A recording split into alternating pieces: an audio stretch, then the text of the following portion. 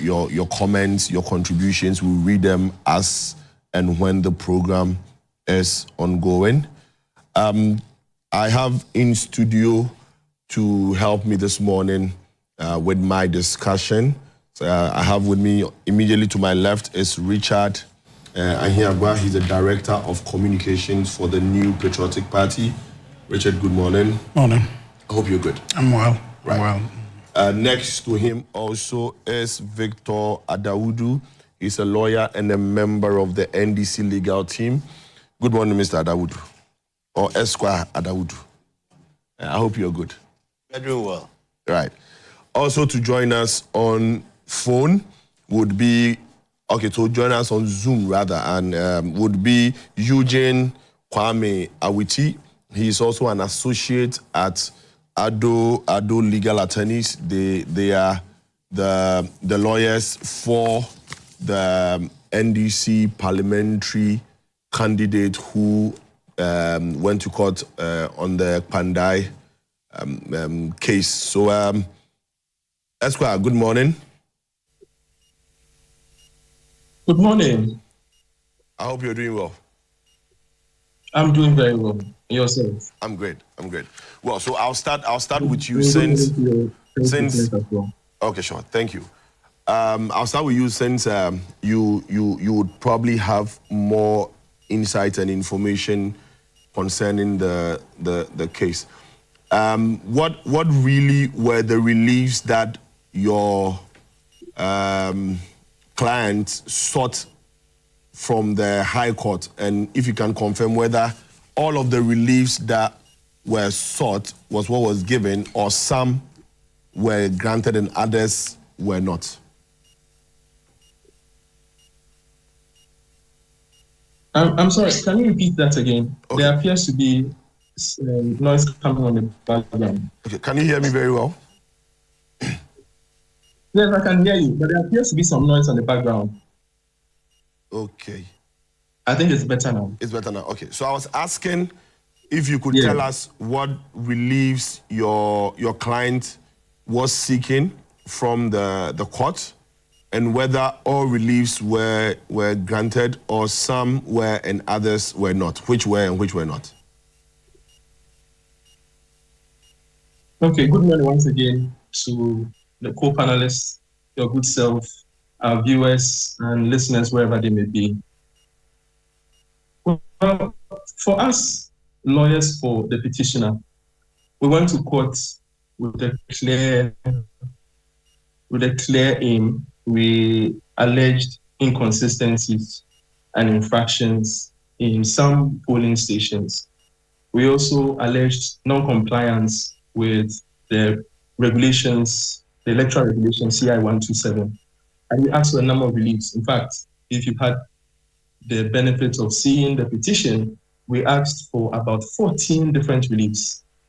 Now, we asked for the nullification of results in the said 41 polling stations we alleged had inconsistencies and infractions. We asked for several other declarations including that the disabling the petitioner's right of participating in the collation exercise and disabling him from exercising his rights of challenging or raising challenges in infractions and inconsistencies that he had. We also asked for reliefs that if the entire results were going to be nullified, then of course that the court also from the judgment that was read, were all reliefs granted? Because so far what we have heard is that we've been asked for a rerun, but basically from the 14 reliefs that were you mentioned were the key parts of your petition. If you could walk us through which ones were granted specifically, and which ones were not. Again, if you are in the capacity to tell us that, you can, please. Well, first of all, the judgment of the court is not out yet. So we'll just be engaging in speculation. to say that this particular relief and that particular relief were granted. However, it is quite clear that with the court ordering a rerun of the entire elections, that particular relief, I think that is relief I, an order directed at the second and third respondents to conduct a rerun of the entire parliamentary elections in the Kpandai constituency on account of the non-compliance with regulations 43 of the Public Elections Regulations 2020 CI 127. And so basically that particular we can say has been granted because the court ordered that the petitioner's case had been upheld and basically directed the EC to conduct a rerun in 30 days. So that we can say for sure that that petition, that particular relief has been granted. We just have to wait for the full and complete judgment of the court to be able to now tell which other reliefs were granted, because some of the reliefs are declaratory in nature. And we can't tell exactly now, but we want to believe that this, among several other reliefs, were granted. Okay, thank you. I'll come back to you. Let me come in the studio. Richard, it seems your party is yet to lose your numbers in Parliament again. You seem to be losing every now and then, almost every other time that we hear of something happening in Parliament in terms of numbers is the NPP. Well, thank you much. Good morning to you, to my co-panelists, to your viewers out there, to all MPP patriots. I want to take the opportunity to encourage all of us that it is a democracy that belongs to the people, not to the president and his party engaging in all plots to get what seats they cannot win or they couldn't win at the ballot box through the back door. You know, this Kpandai thing is not a coincidence. It fits a pattern by the NDC. Of course, the imperial leader, His Excellency John Dramani Mahama, who by actions taken has now firm control of our judiciary, removing a CJ, which has now started a process now to remove other constitutional officers, which I think will come to. So this fits a pattern to chip away at the minorities' seats or numbers in Parliament, that being the New Patriotic Party. But we are not disheartened because we believe that this whole thing just needs time, and Ghanaians will come to see in the fullness of time what the agenda of the NDC is, which among other things is to undermine our democracy, instill fear, and possess our democracy in ways that it ought not to be possessed. Kpandai belonged to the voters, not to the government, seeking to steal a seat that it couldn't win in the election.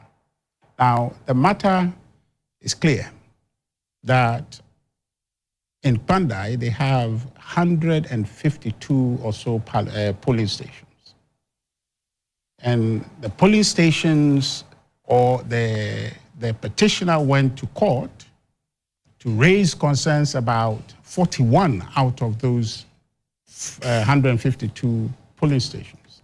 And correct me if I'm wrong, or if he can come and clarify, the lawyer, in stating the reliefs they sought, said that they sought for the nullification of the 41 police stations. And then later on, I think I heard him also say the nullification of the entire election. If he can clarify that, because I want to see why, on one hand, they want 41 police stations to be nullified. So we have you can see on the screen a summary of the reliefs. I think so that was a declaration that the irregularities and inconsistencies contained in Form 8A, blah, blah, blah, statement of post for 41 police. of the election held in the Kpandai constituency on 7th December 2024. Okay. So here they've mentioned that 41. Blah, blah, okay. If we can go to the next screen, let's see what... Or if it's on, he can just confirm that that's the case or not, because I want to ask a question about that. Okay. So let me ask, Eugene, if you can hear me, can you confirm for Richard whether your relief is for just the 41 to be nullified or all the 152 polling station results? So our reliefs are not targeted at just the 41 polling stations. Some of them are targeted at the 41 polling stations, like I said.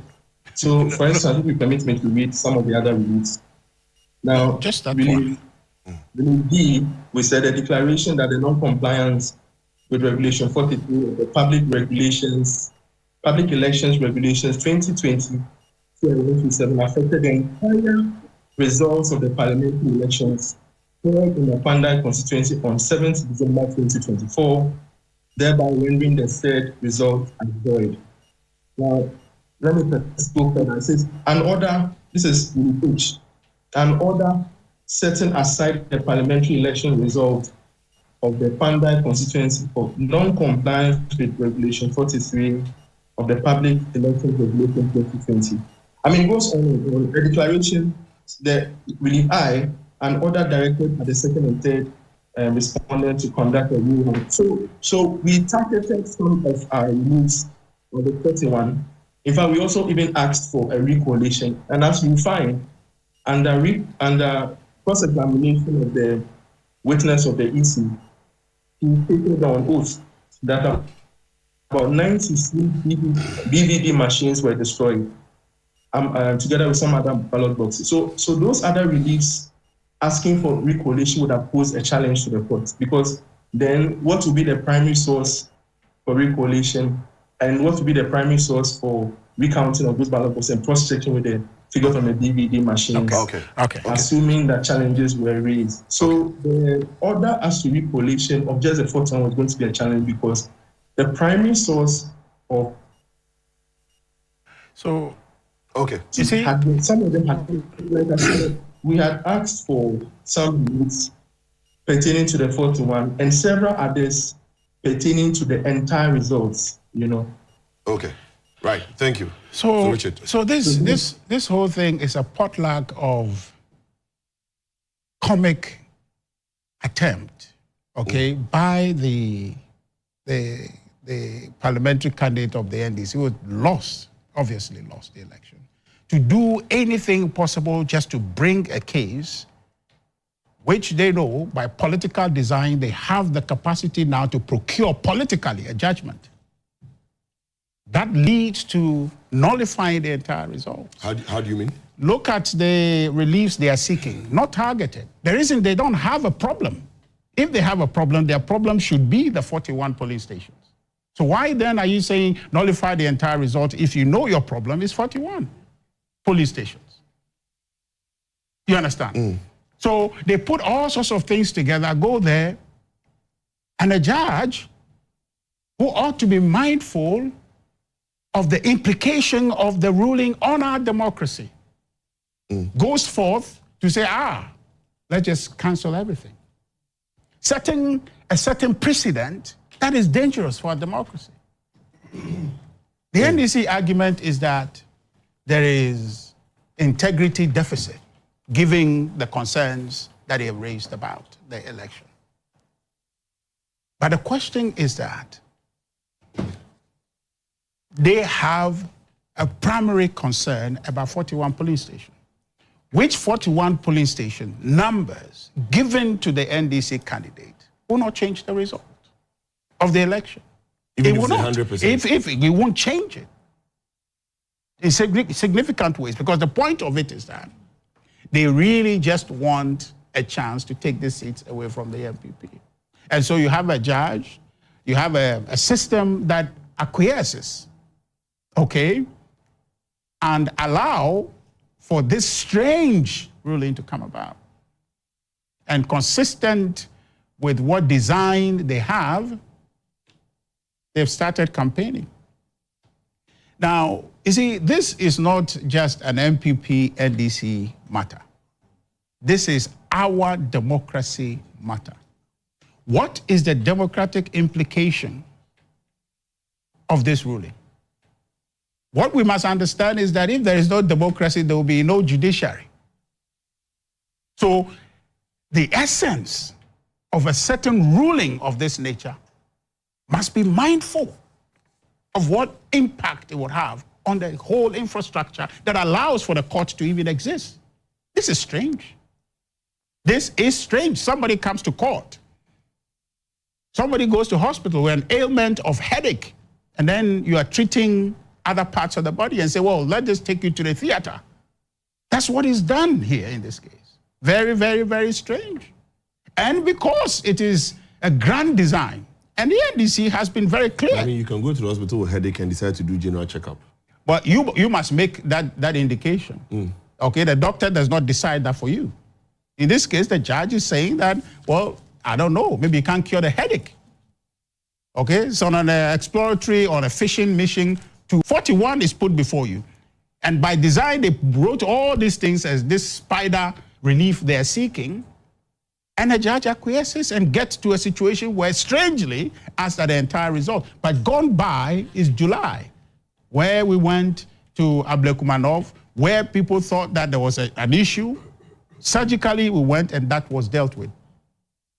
Why can you not do the same thing in Kpandai if that's what you want to do? So let me read the petition. The E says, an order setting aside the declaration of the parliamentary election results affecting the 41 polling stations out of a total of 152 in the Kpandai constituency by the second and third respondents given on the 8th of December.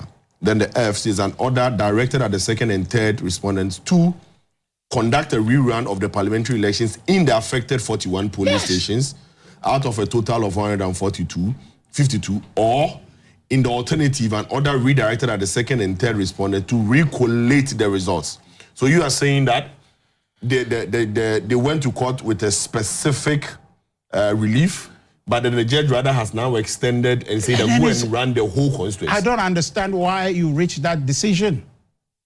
What precedent guides that decision? What democratic mindfulness inspire you to say that nullify entire result, which then has implications? So today, anybody with concern, any parliamentary candidate who is lost can go to the court and try this. It goes to the heart of the stability of our democracy, the sanctity of election, the franchise of people, the whole democratic architecture sits on the power of the sovereign to select. So that when the sovereign in Kpandai have gone to select, then a court comes and say, rerun.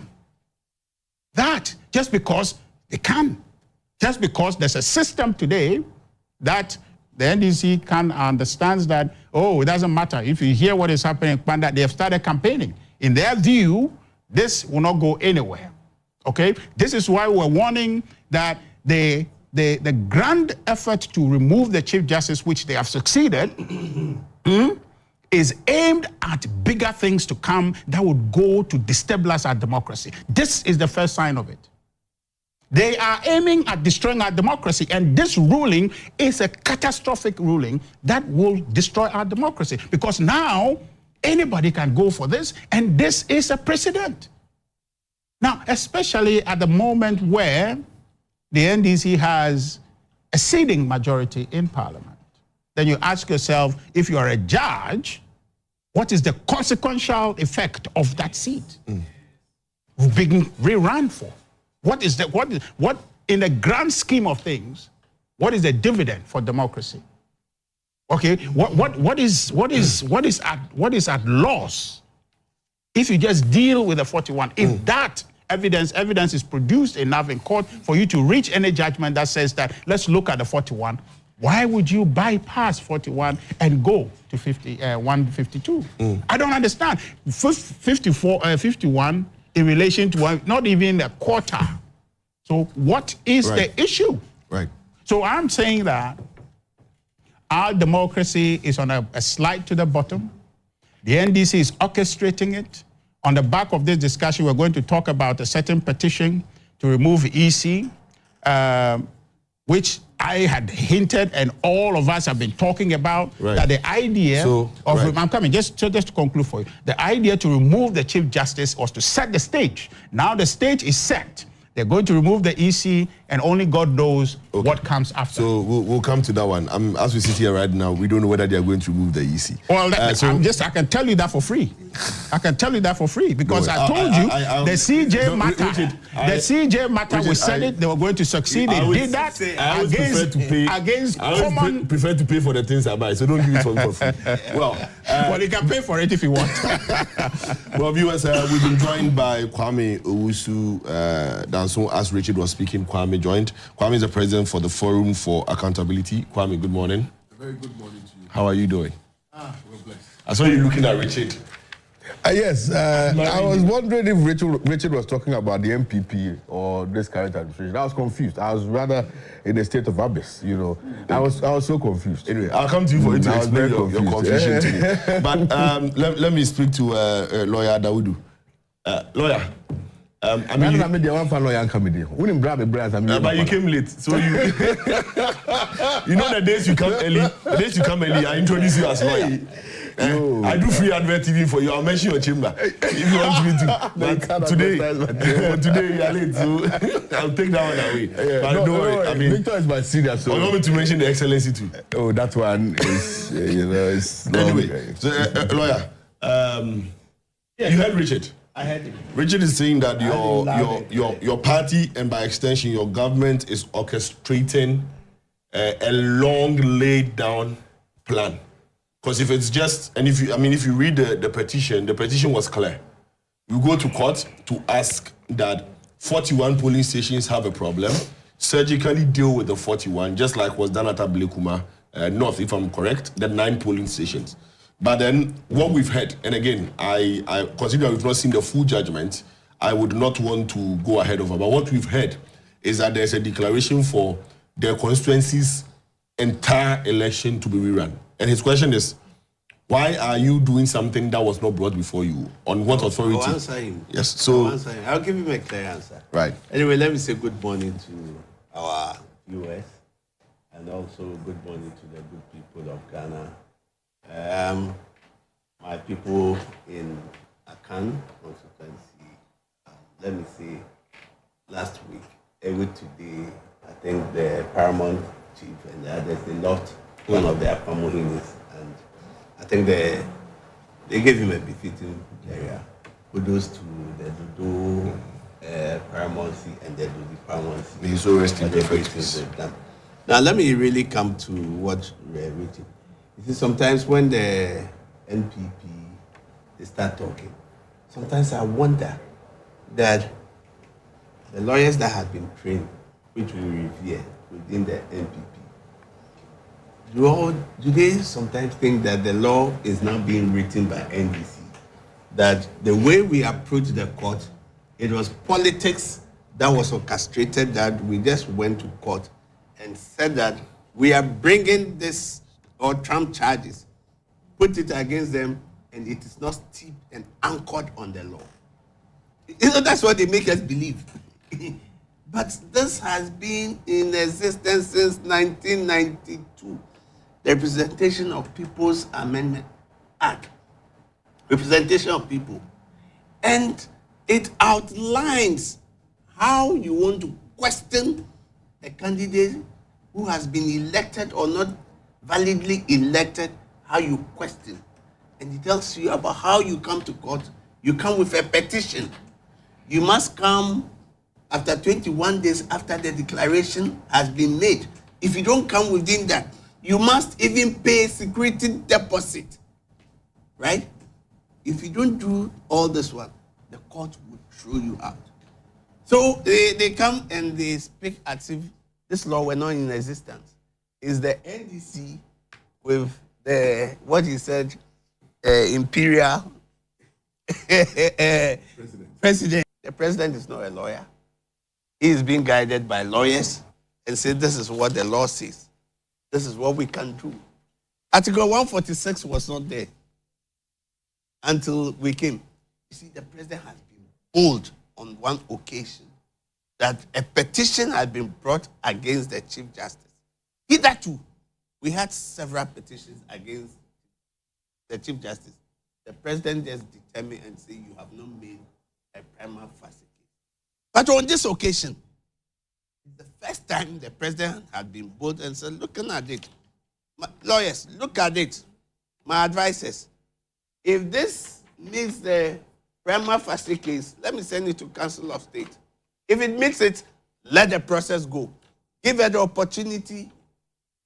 And the same 146 article has been used time immemorial since this 4th Republic Constitution. So I've been saying it is a new thing we have written. Now let me come to the parliamentary. Now when you go to the Representation of People's Amendment Act, the Act, that gives us power for the parliamentary election. From section 16 of it, tells us the process. If you want to question the validity of a candidate being elected. Now, if you can allow me, let me read quickly so that I can expatiate on it. Now, in terms of questioning the election, you come with petition, it is only the High Court that has the jurisdiction to hear that matter. Yeah. Now, it even now says that you have to pay security deposit. If you don't pay, procedurally, the court will take you out. Now, it comes to the presentation and time of presentation, and now it talks about the specific reliefs that you can seek from the High Court. Listen, you can expand on the reliefs that it talks about. If you go to section 19, it tells you the reliefs. It tells you, one, you can come for somebody's election, the court can declare that it is void, the election is void. So there has to be a rerun, right? Two, when there are corrupt practices, bribery, this allegation is being made against the candidate or any of his agents, and he has not taken steps to make sure that those corrupt practices or he is involved, the court will declare. C, it says that if you do not comply with the provisions of CI, when we say CI, we say constitutional instrument. It means the regulations that guides is let's say everybody knows that you have to visit the chief palace. But when you are going to the chief palace, maybe you have to remove your sandals, you have to put your cloth, lower it. So that is the procedure, right? And if you've not complied with these regulations, which is the procedure, then the court has power. Under section 20, the court has power to cancel the grounds on which it has to cancel the results. Now, the main thing what the court will look at after the provision, it says that was the irregularities significant to undermine the will of the people. So if the irregularities in the conduct of the election is significant, the court would say, I'm annulling everything. Even if it is one police station, you feel that that would change the dynamics because the polls could be so close. So if the irregularities is significant, the court has the power to annul it. There can be irregularities. The court will admit and say, yes, we have seen irregularities, but these irregularities will not affect the totality of the results. So these are the ways that it has been structured. Now, I will not want to speculate because I'm a lawyer. I understand some of the things that the court has done, right? I would sometimes tolerate some other views because maybe they've not had that benefit of the tenets and practices of the law. So they can be conjecture and others, but people will not forgive me, especially my juniors and others when the senior comes here and makes conjecture and speculation. We do not have the judgment of the court.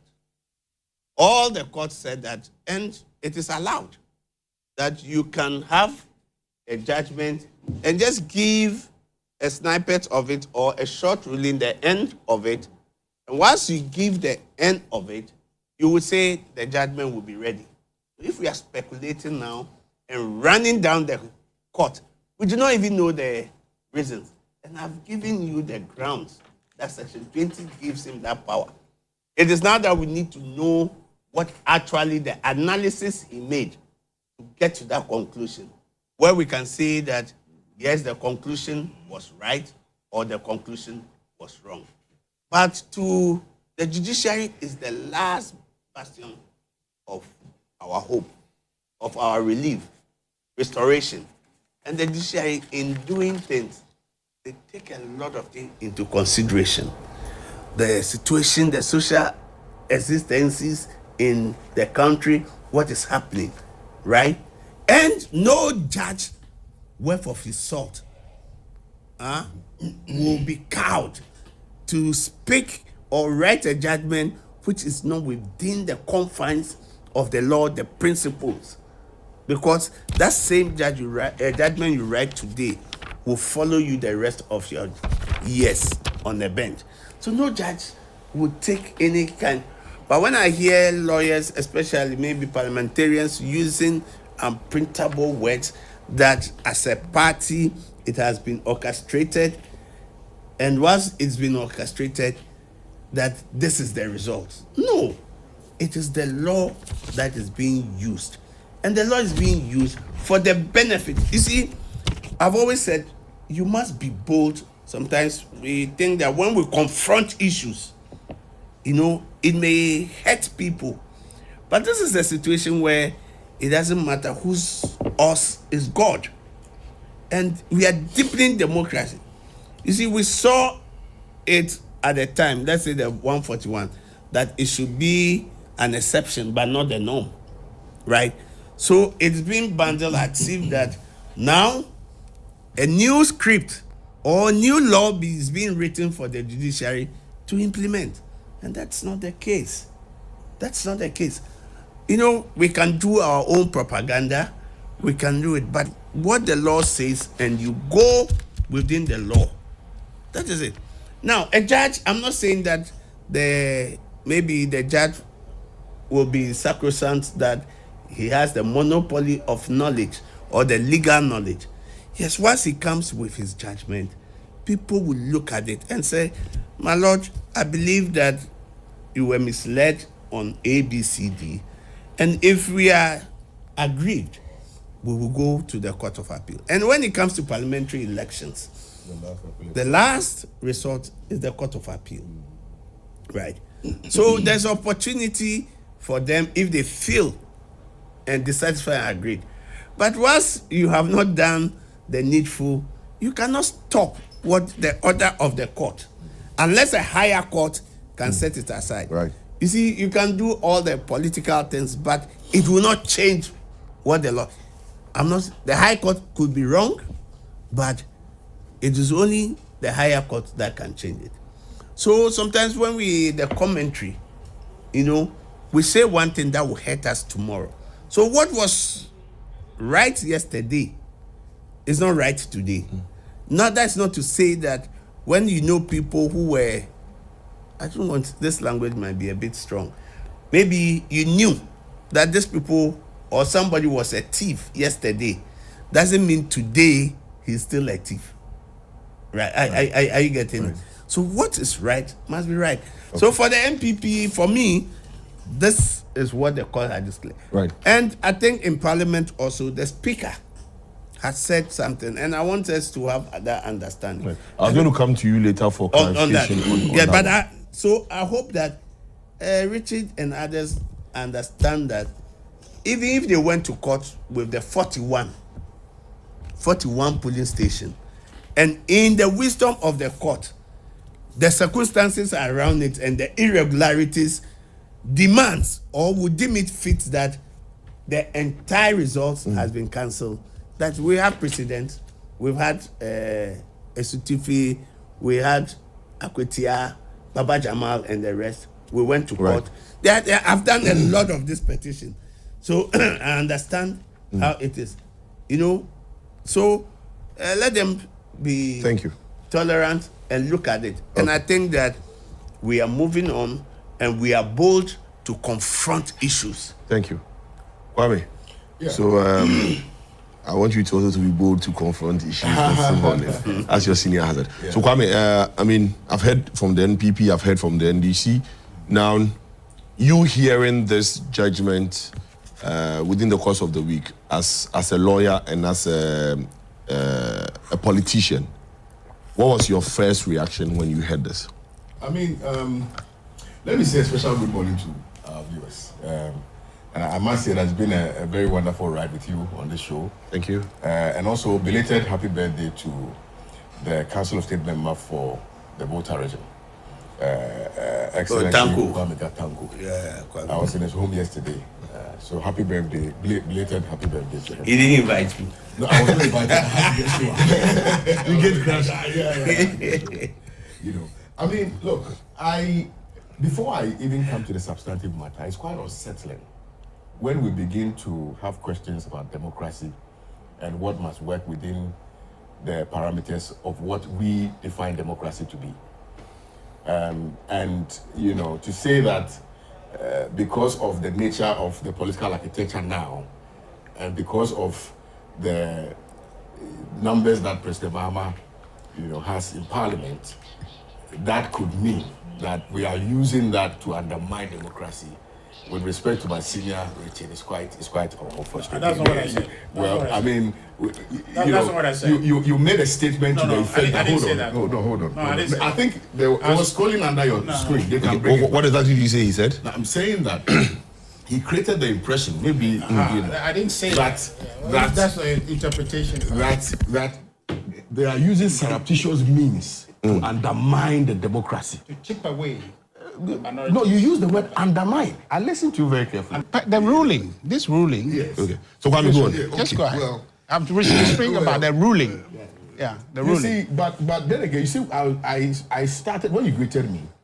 My first response to you was I was a little taken aback because I was wondering whether we were talking about the NPP, about the NDC. If you put parity with the kind of unpalatable situations we were subjected to under NPP, it pales into insignificance what we are experiencing today. In fact, what are we even experiencing? Very insignificant.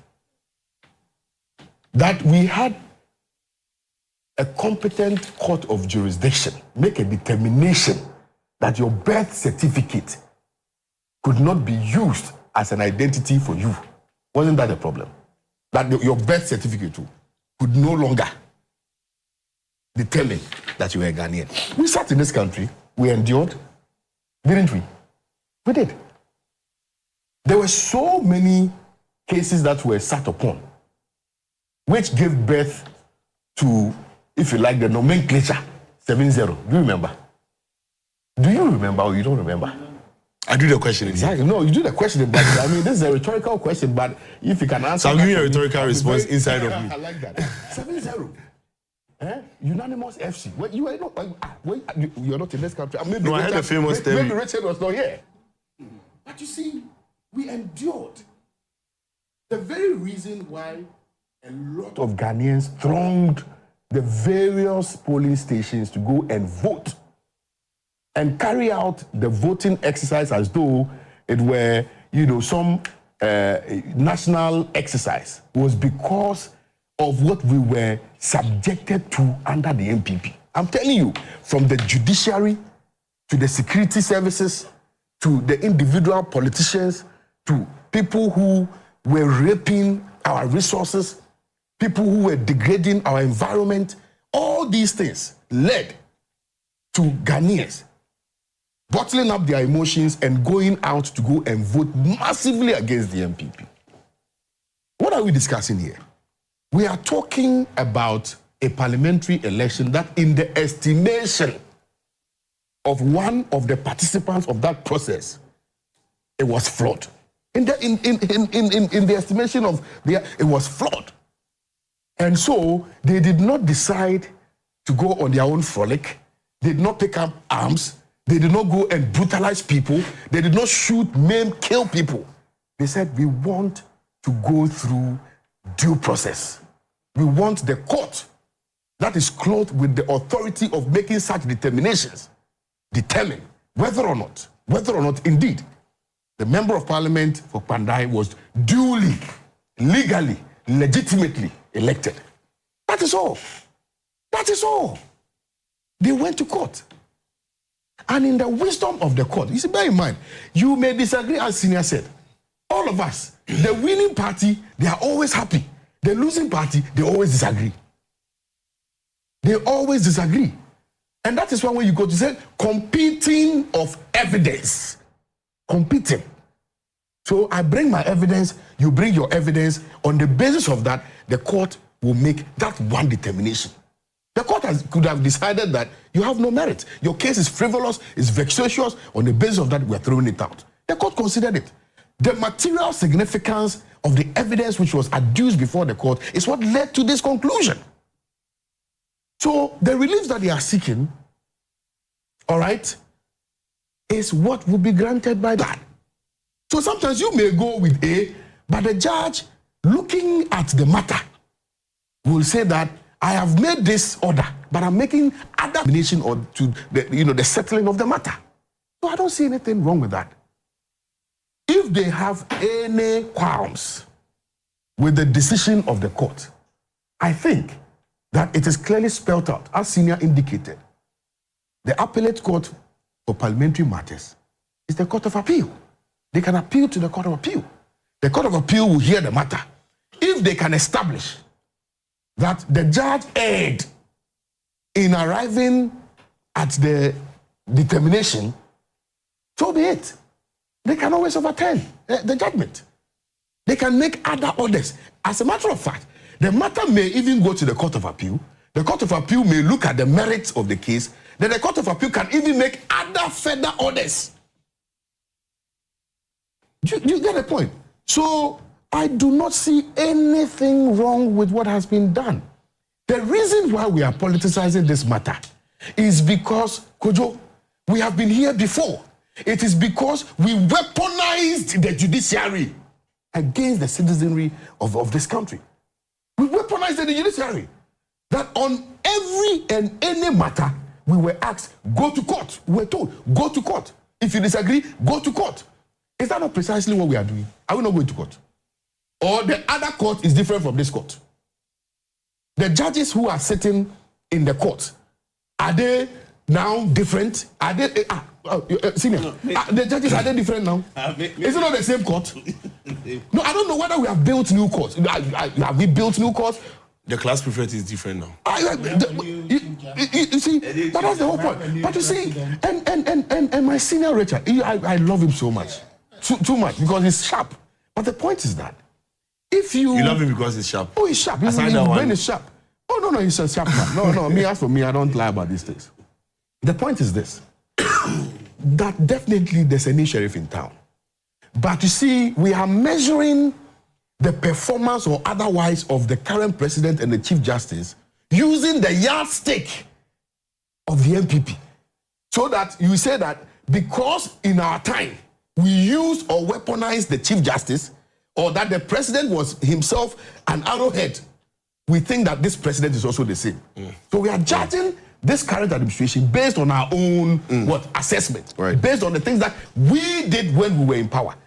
But let me burst my Senior's bubbles.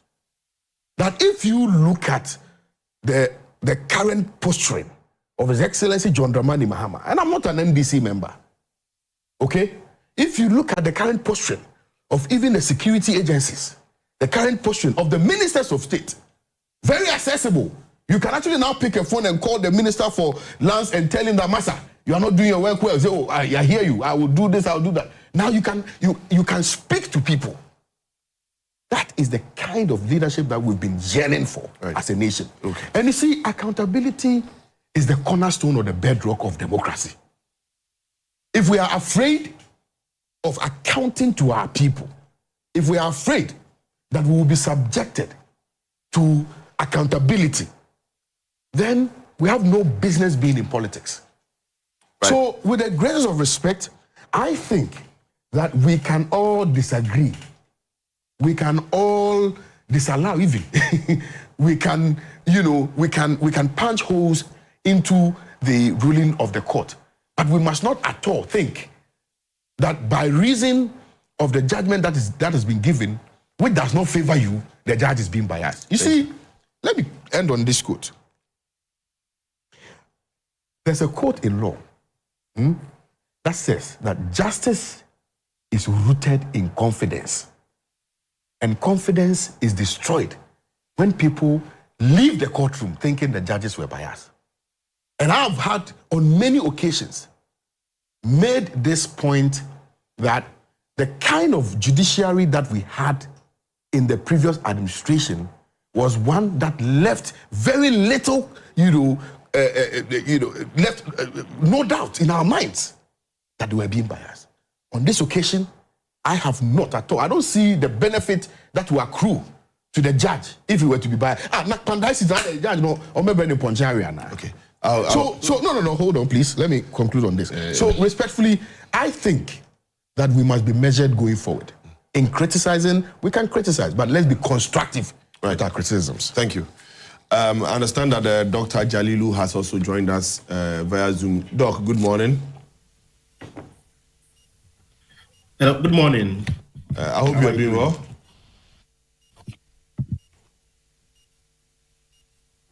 Hello, Doc, can you hear me? Yeah, I can hear you.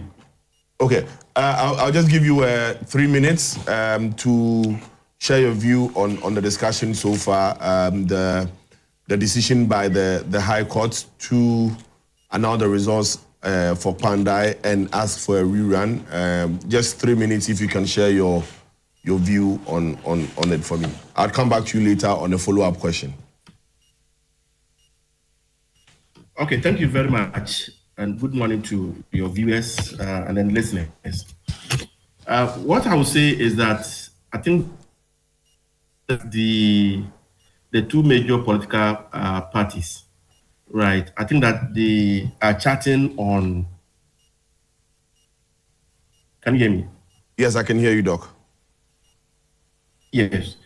What I'm saying is that elections have rules. So at every point in time, we must play the electoral game by its rules, right? The root is the rules that allow us to contest elections, right? It is the rules that allow us to, whoever, after the election, whoever is declared the winner, you become the winner.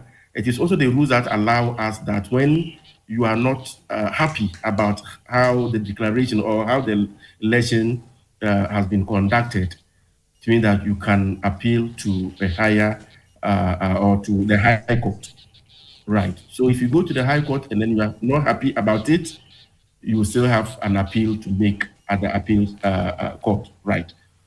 So now the issue is that if you look at the situation, these parties have made it appear as if that, they can procure election outside what the rules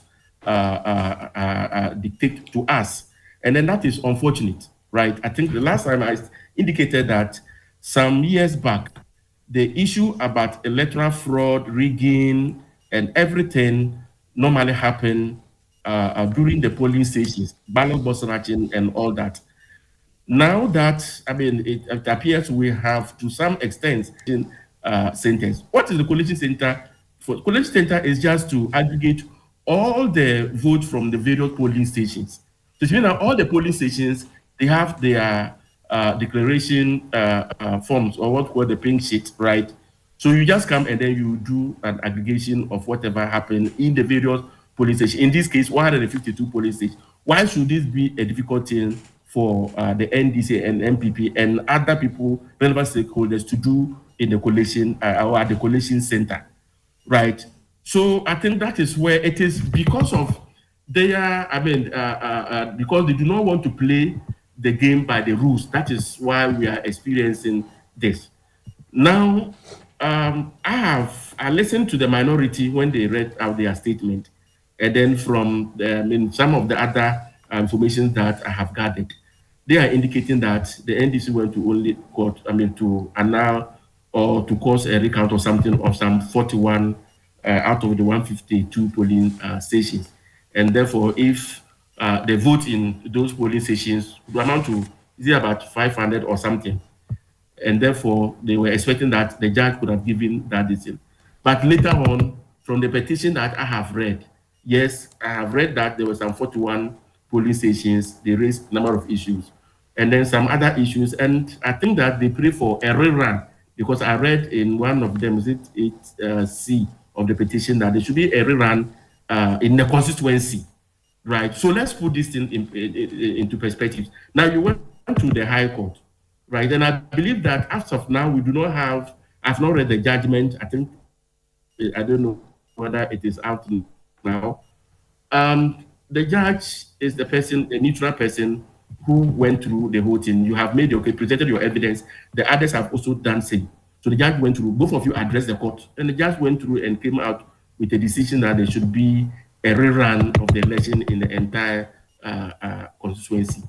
I think that, so basically we have there's nothing we can do. But what I have witnessed,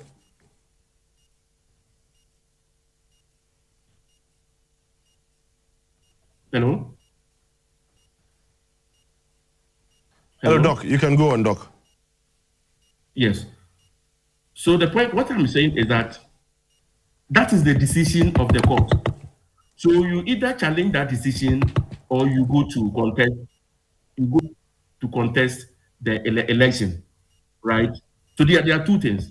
Okay. So now, the issue is, one thing I have noticed is that it's like the moment there is a change of government, right? One party now sees the judicial, the judicial service or system as very corrupt.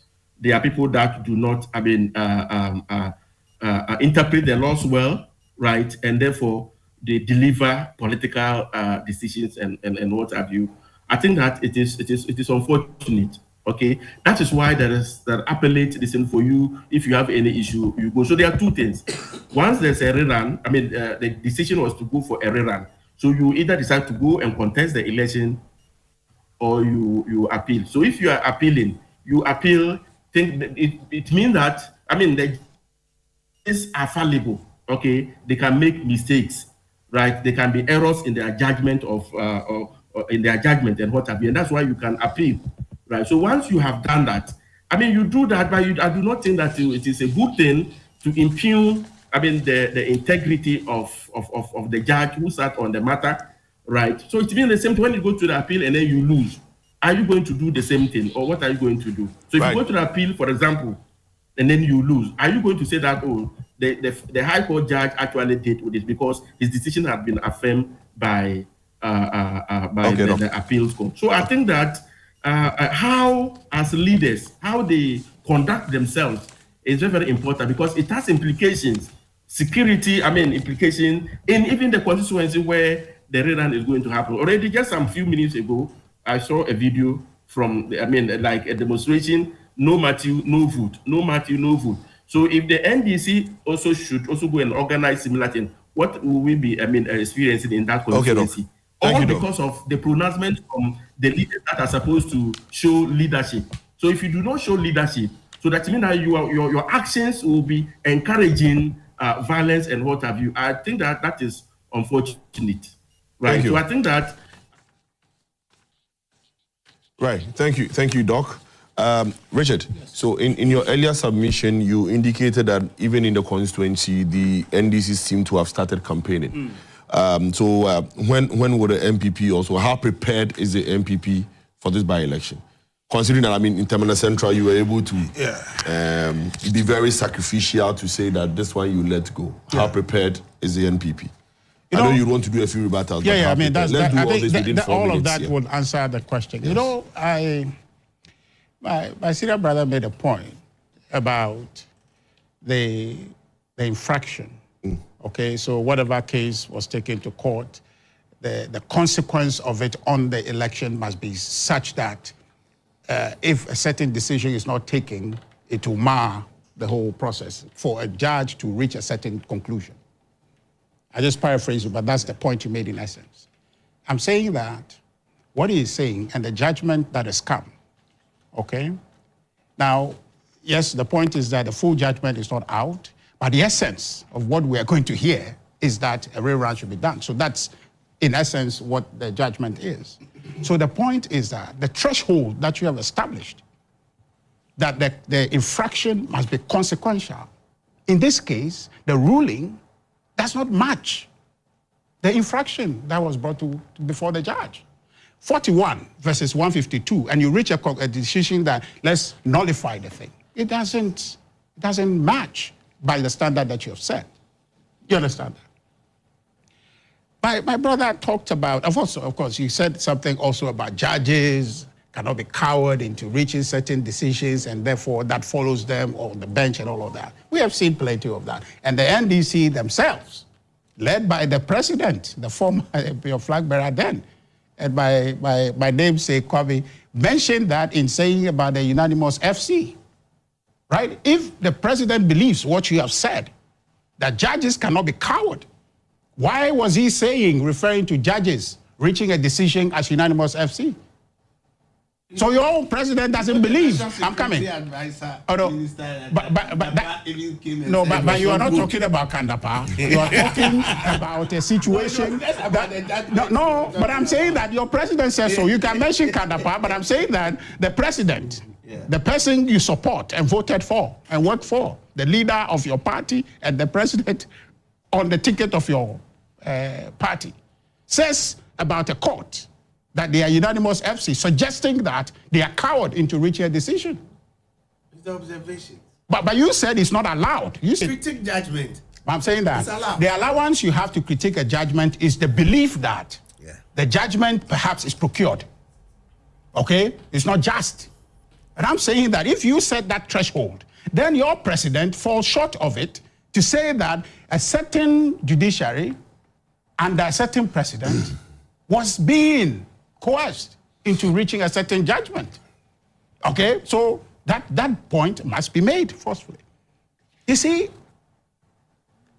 politics shapes the law. Politics shapes the law. The law doesn't shape politics. The law constrains political power, but it doesn't determine.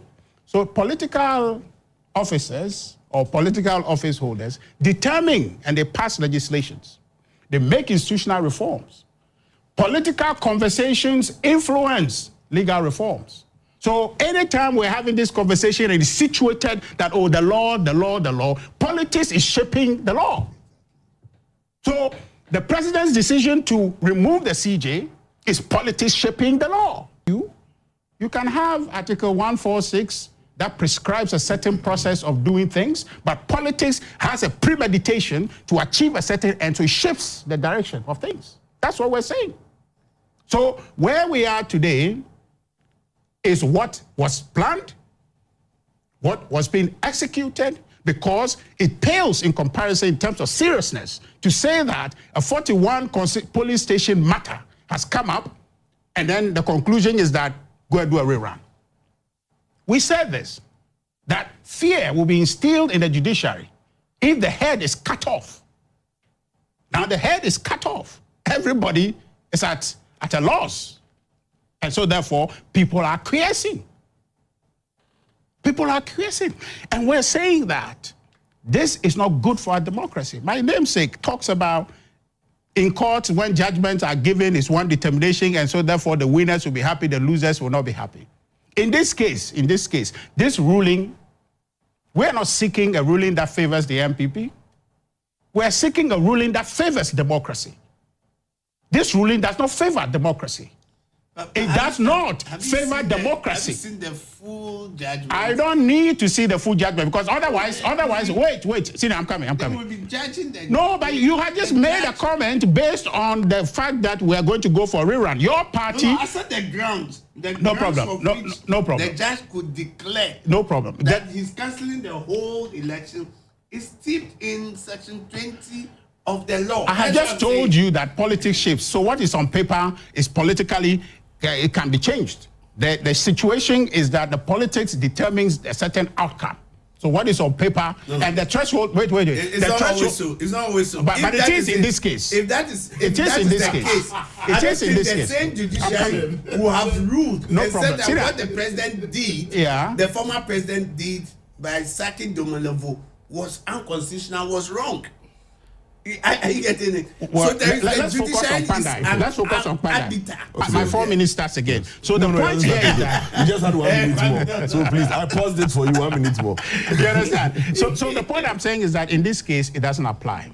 The truth is that this ruling, we're not seeking for it to favor the MPP, but it must favor democracy. Look, the quintessential definition of democracy is government of the people, by the people, for the people. The by the people element is the election, is the power of the people to select their leaders.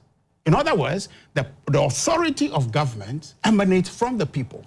And in this case, by the people of Kpandai, selecting Matthew Nyindam as their MP, then a court comes around and says, no, the by the people decision will be overrun by a decision of a singular judge on a basis of a grievance that goes to about 41 polling stations. Okay, so back to my question for your 1 minute. I'm coming, I'll answer your question. By the time I finish, that question is answered.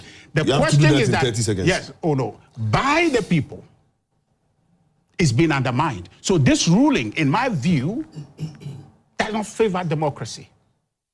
We're not seeking for it to favor MPP. Don't mind about MPP, but be mindful of democracy. And this decision does not favor democracy.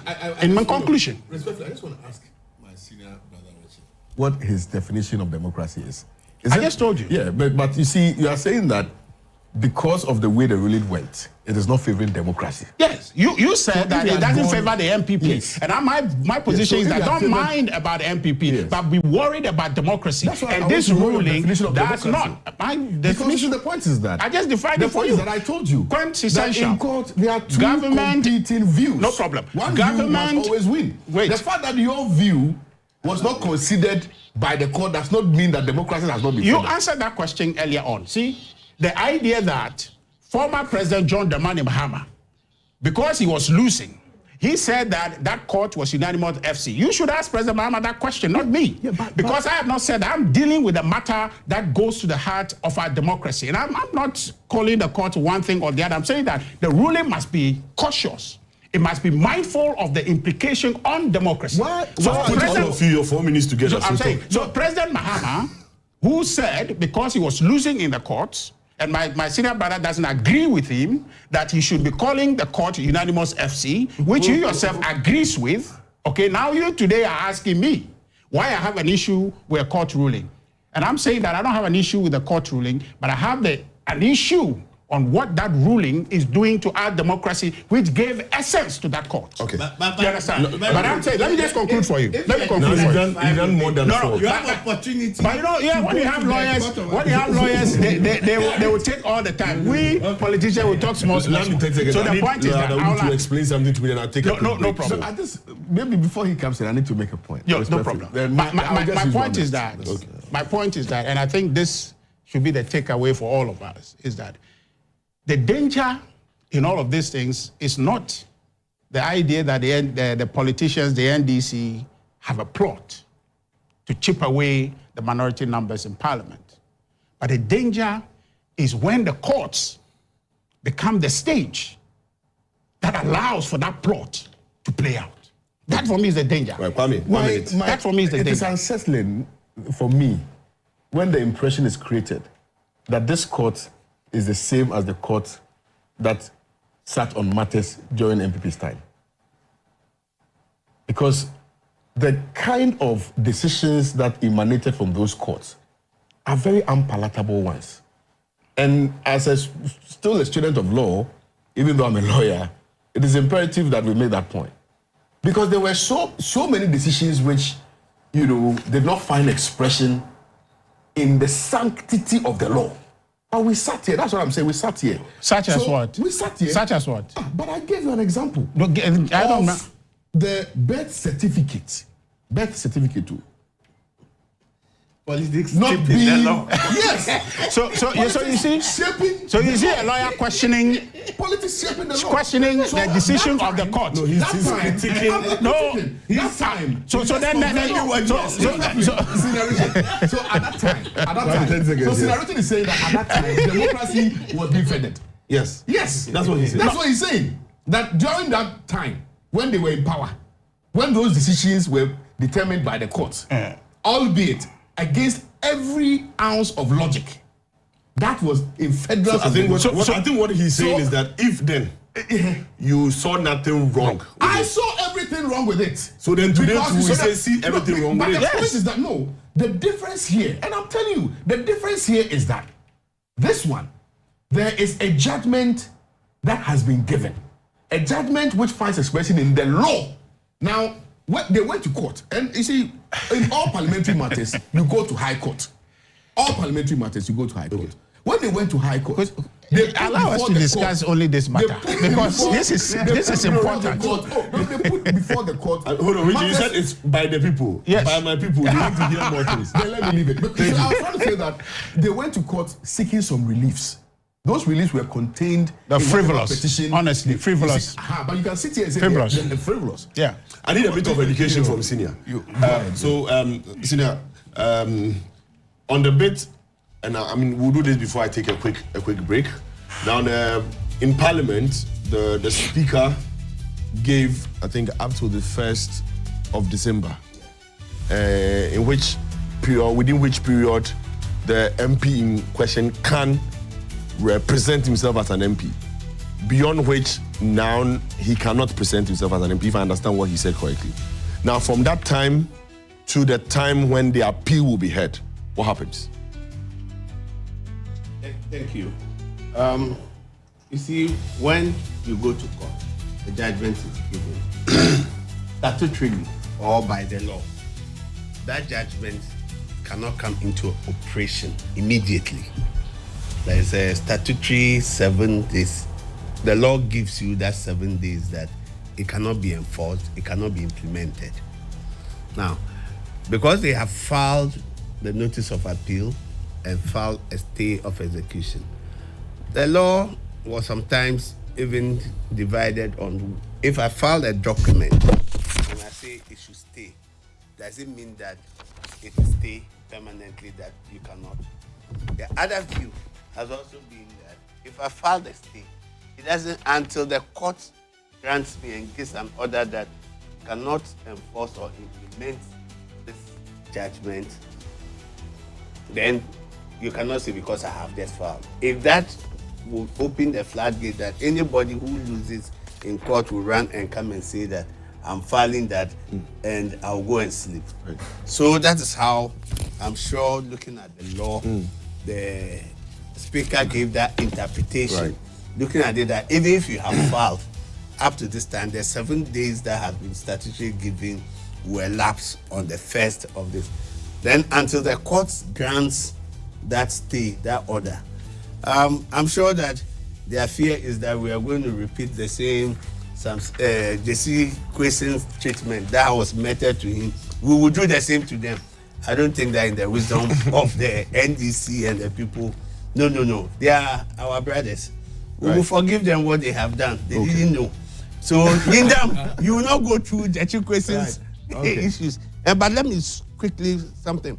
I think all that the MPP or my brother Richard is saying is that, you see, litigation is embedded with psychological, emotional, and legal strategy.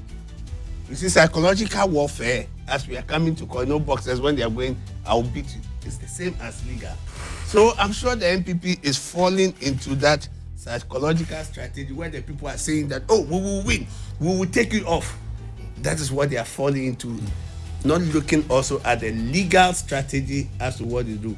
And that's where the commentaries are coming. So they should be alive, look at the legal strategy than the propaganda and the psychology. I'm sure Richard will take the free advice. We'll take a quick break. When we come back, we'll look at the petition received to remove the special prosecutor and the EC. I'll read a few messages on the first issue, then we'll delve right into it. We'll be right back after this break.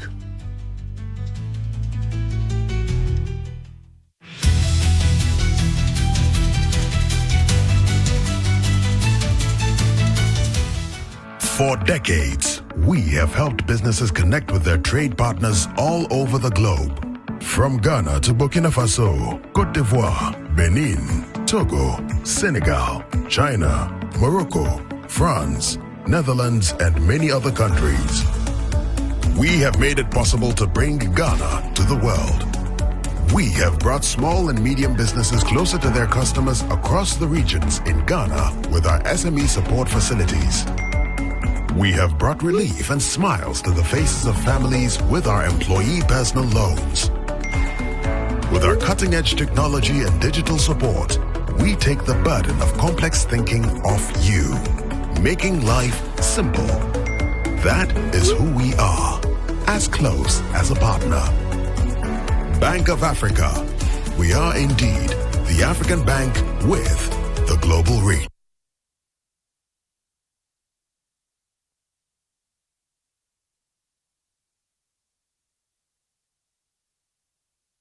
Current Agenda is brought to you by Bank of Africa, the African bank with global reach. Bank of Africa, as strong as a group, as close as a partner. And National Petroleum Authority, NPA, where customer care meets excellence. So welcome back from the break. Proudly sponsored by Bank of Africa. The Current Agenda is sponsored also by the NPA. Please continue to reach us on our social media handles, sharing your comments, and we'll do well to read them. Well, to this one, I think is more to Richard. It's from a judge friend. He says, I think our politicians should allow us do our work. They should go on appeal if they disagree with the court judgment. It is very wrong to assume that the Chief Justice controls the decisions of lower courts. In any case, if that is the case, it is the same politicians who go about trying to influence the decisions of our courts unsuccessfully. And so anytime judgment goes against them, they assume that their opponents have gone ahead of them. So that's from a judge friend. This other person says, good morning, Kojo. The Kpandai election petition issue is mind-troubling. The election difference is over 3,000 votes.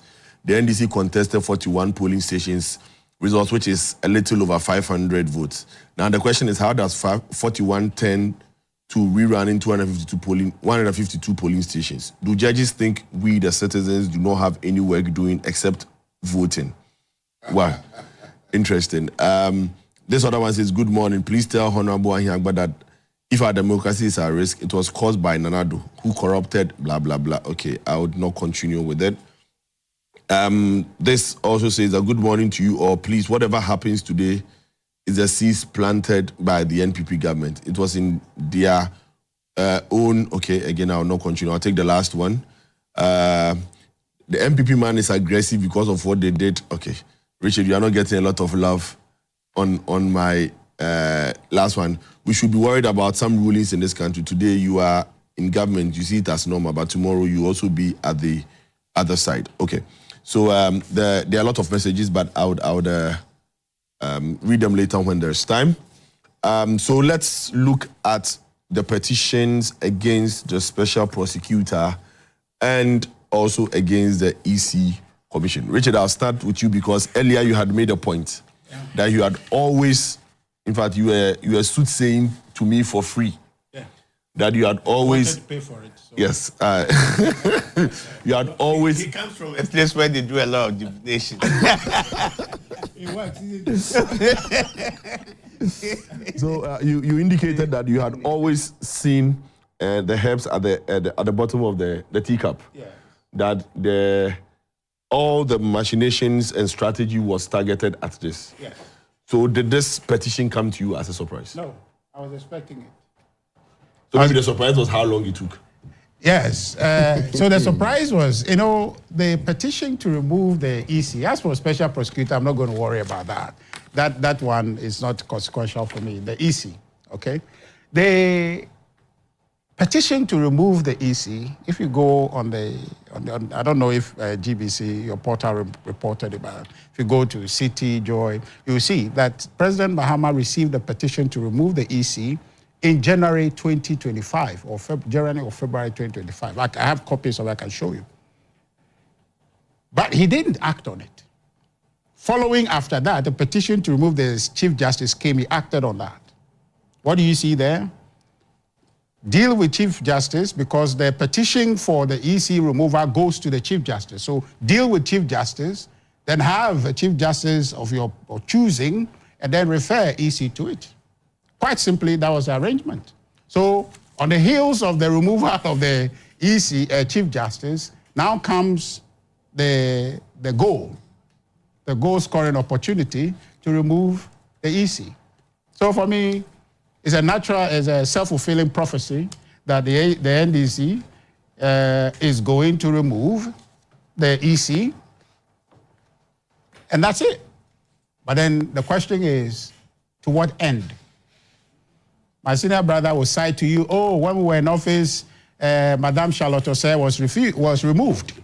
My namesake Kwame will say, oh yeah, you people removed, because that is his argument that there were some legal or court issues in our time that he was not happy with, and so this is better.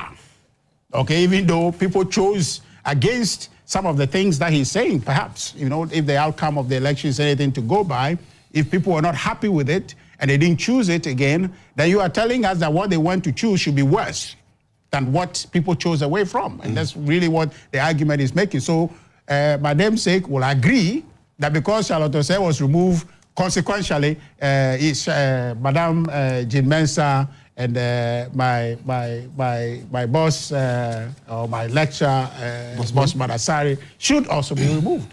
That's the position. But my question is that, to what end? And in terms of institutional evolution, is this decision tit for tat? This is a political design. It's not anything that they have seen any fault. It's a political design. They said it in the elections so that to activate that political decision, using 146 to remove Charlotte Osei, Jean Mensah, to what end for our democracy would it serve? Is that instrumental for institutional development, independence, and integrity? Or it serves the political goals of the NDC, which is, again, just like a Chief Justice, have their own EC? Is that it? Or to settle a political score? To say that yesterday there was reason to remove a electoral commissioner in the past, and so therefore we too will activate our right, because we are the government, to also remove an electoral commissioner. And I say that, to what end? Well, if they succeed in doing this, which I don't have a doubt they will, because that has been the plan all along, if they succeed in doing it, they will only have succeeded in entrenching a certain precedent, which when bad people or when other people take office tomorrow, will look at that direction and say, if they did it yesterday, why don't we do it today? And I'm saying that that's a grave cost for our democracy. Just recently, we saw what happened in Guinea-Bissau.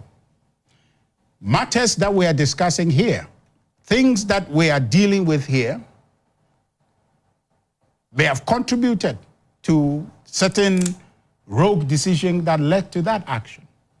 I am saying that if we cherish this democracy, we shouldn't be seen to be doing certain things.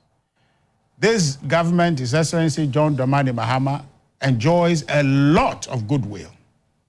And his party people and members of his government have made comment to the effect that he wants to be a legacy president. This moment is not a legacy moment.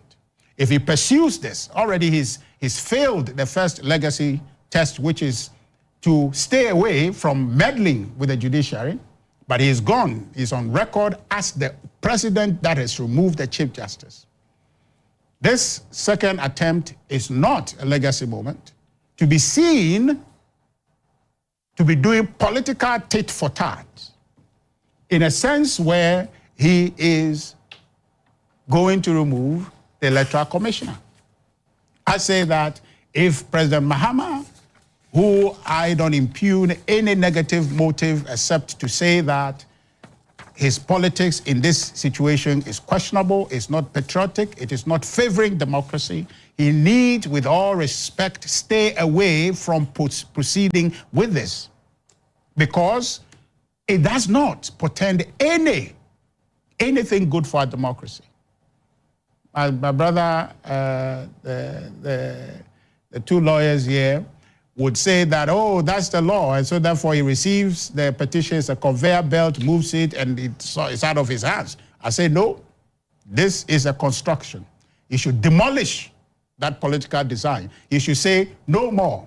Turn off the belt. Turn it off, because this is not any legal matter. It's not about justice. It's not about any significant grievances that anybody has, whether Martin Kpebu or any group of people. So you're saying that whatever Joseph Blankson, Adumazi says are the 12th misconduct is a design. It's not, count of stated misbehavior. Is a design. They gave indication to it in government, in opposition, that they would do it.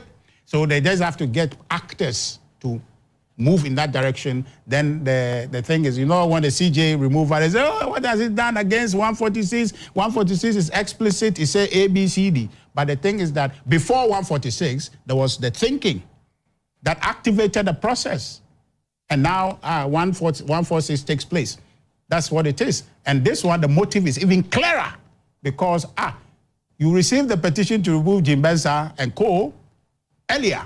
You didn't act. Okay, those petitions, where are they? Why didn't they act? Those ones, the earlier petitions, are not part of this. They are not part. You see, you saw that petition with the date. When I get a moment now, I'll just Google it and show it to you. Okay, they are not part of this set.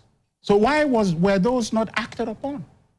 They are not part of this group. So if those ones were not acted upon, these ones should not be acted upon, because it is dangerous for our democracy to move in that path. Because President Mahama wants to be a legacy president, he must take legacy decisions. In this moment, it's for him to entrench his legacy, to say that, no, it may be the political wind blowing in my party, remove, but I think that for the purposes of our democracy, for the purposes of institutional independence and growth, our institutions are not perfect.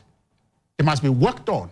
It is work in progress. We must support them. But one of the support is not to continue to remove their heads. And so therefore, as a legacy president, His Excellency John Dramani Mahama, that I know and I'm hearing your party members and your government, your appointees are saying you want to be, this moment is a legacy moment, depending on what decision you make, to choose to stay away from this politically motivated removal, or continue, and then you dent your record forever. Thank you.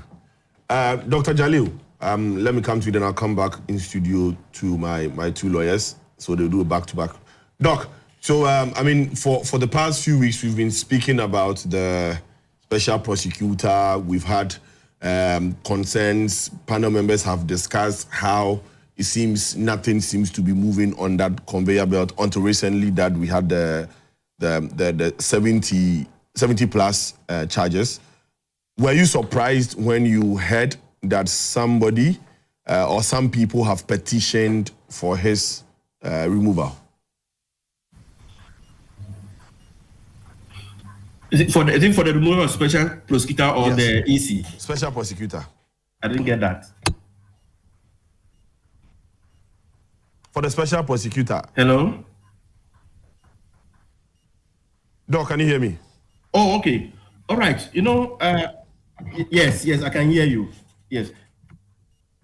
I wasn't surprised at all, right?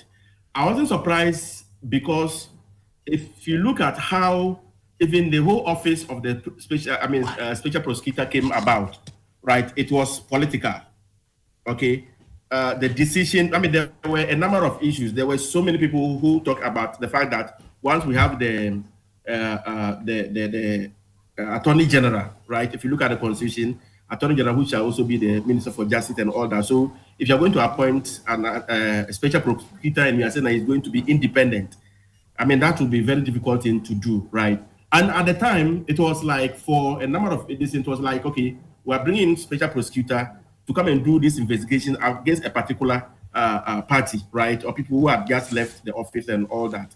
So if you look at around the time, the politics around the time, these were some of the issues. So when finally Martin Amidu was appointed, right? So people said, okay, this is someone who was a member of the NDC, okay, and now he has been appointed. So some even saw it as appointing Martin Amidu to come and deal with corrupt practices that may be from the NDC and all that. But subsequently, right, when Martin Amidu decided to be himself to deal with, I mean, corruption, irrespective of wherever it was coming from. So from there, you realize that it's like he was not getting the support from even the government that established that position. So to the extent that he started now, I mean, telling us about the difficulties writing articles and describing the someone, is it the former president also as the mother serpent of corruption. So you can see how, so that was the situation. And then finally, Kisi Ajabin also came in. I do remember there was a time during the time I asked that if Martin the Alamisi man could not deal with it, I mean, are we sure that Kisi Ajabin will be able to do that? And when Kisi Ajabin also started, you will have to get some support from, I mean, from the government. But at a certain point in time, he also started complaining. All right, so you realize that there is no sincerity, okay, from the politicians, I mean, who established some of these offices, right? Because when you establish an office, you want it to be independent, you give them the resources, and then you allow them to do their work. But because the moment they started dealing with corruption within even the same government, then it means that the special prosecutor became an enemy, to the extent that he also held press conferences, just like Martin Amidu was doing. And I mean, I remember him saying that he was like, like he was left to his fate. He was not getting support from anywhere. So it is because of the lack of sincerity, right, in the politicians to allow the special prosecutor to do, I mean, his work. That is it. So if you look at the latter part of it, now that the same government that established could not get the support, now another government has come, right? And this, because it was political, it was a political decision to establish. Hello? Yes, I can hear you. Please go on, I can hear you. All right. So because of it was the decision, political decision to establish that, I mean, special prosecutor's office. So you find the next government that are now come, you are not getting that, I mean, a good relationship between the special prosecutor and the new government. The new government for them is like they want the Attorney General, in my view, to deal with some of these issues. But because the special prosecutor's office was established as, I mean, as supposed to be independent, it's like they don't want to meddle in the affairs of special prosecutor, right? So now, so the special prosecutor is now faced with a number of challenges. If you look at even the decision to whether to bring Ken Oforiatta to Ghana and all that, right? So now you need the support from the AG. If you look at the interaction, you realize that all is not well. And so because of this, majority of people, I mean, if you look at it, or maybe let me put it that way, a section of Ghanaians lack faith in Kisi Ajabin because they believe that he's not been able to do what he's supposed to do. But I think that in my view, it's like he's not gotten the necessary support that he should be able to do that. So I think that, like I indicated some time ago, at the special prosecutor, looking at events so far, I think that he needs to redeem his office by, I mean, ensuring that he will be, I mean, you continue to push so that people will see some, I mean, will get some things that is being able to do. But so far, it's like we are not seeing anything. And that is why many people are calling for the scrapping of the special prosecutor's office. But I think that if the special prosecutor, right, is giving the necessary support, that he should continue to do his work. And then he also does it, I mean, sincerely, because some people believe that he's still having some kind of relationship with the past administration. So if people have this perception, then it means that it will be difficult for him to have a good rapport with the new government that has come. So I think that is where the situation of the problem is. So I'm not surprised at all that people are asking for.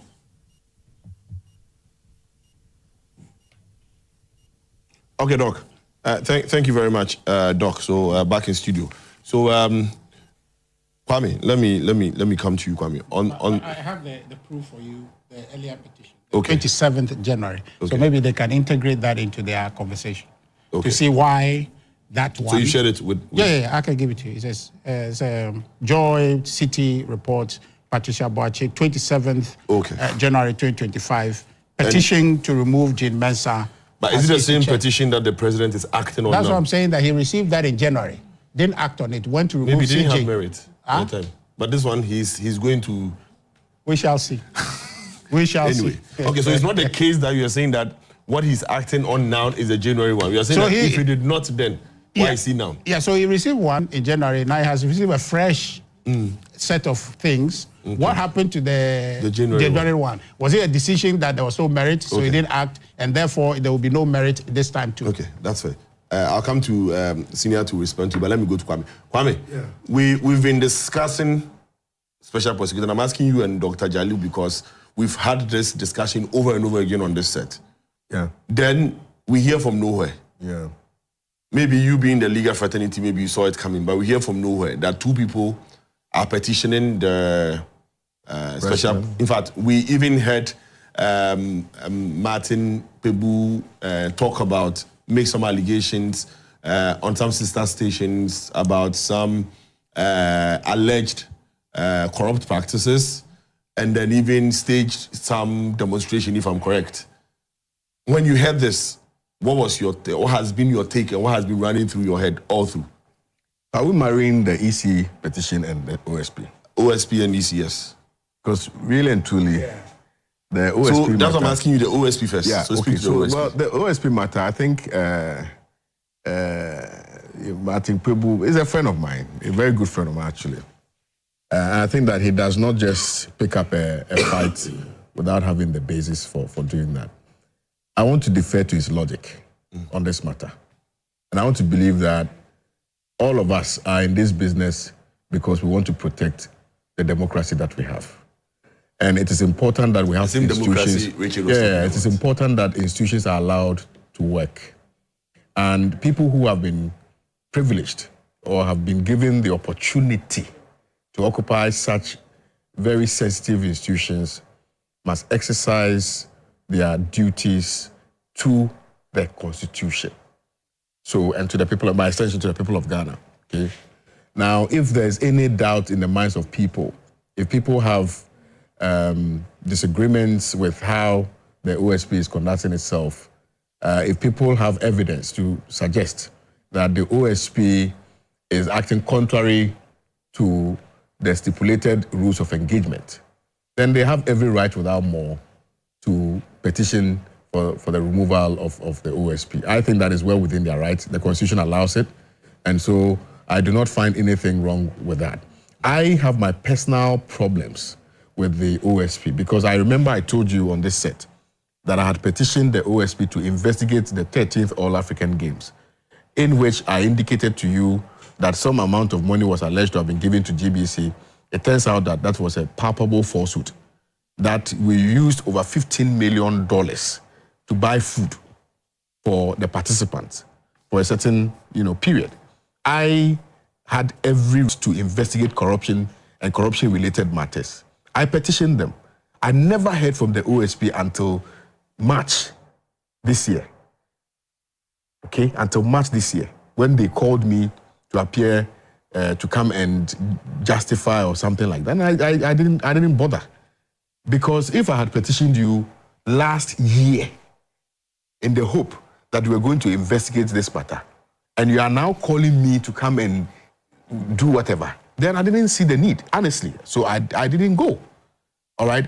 So if there are some of these pockets of issues that people have relative to the performance or otherwise of the OSP, then I think that is well within their right to agitate, first of all, and to do everything in order that, we can have systems that run smoothly without let or hindrance. I have always maintained, unequivocally, that the survival of this small democracy that me and you are enjoying is not by reason of the deliberateness on the part of political elites. It's just that the Ghanaian people, we have decided to be civil. We don't want coup d'etats. We don't want violence. We don't want this. That is why we are enjoying the democracy. Because if you check and you look at across the board, all the institutions, how they are misconducting themselves, how they are stealing from the people, how they are looking down on the people, and if you see how Ghanaians have simply just said, okay, it's not 4 years will soon come, then I think that they should even thank us more. I had the rare privilege of touring this country, and I came into close contact with the plight of our brothers and sisters within, most of these communities. And if you see it, bro, you can cry. Do you understand what I'm saying? So when people are given the opportunity to manage certain institutions, which institutions ought to guard or safeguard, the public purse, and they refuse, renege, or whatever, in doing what they are supposed to do, then I think that, they are So you can shift to the EC. Absolutely.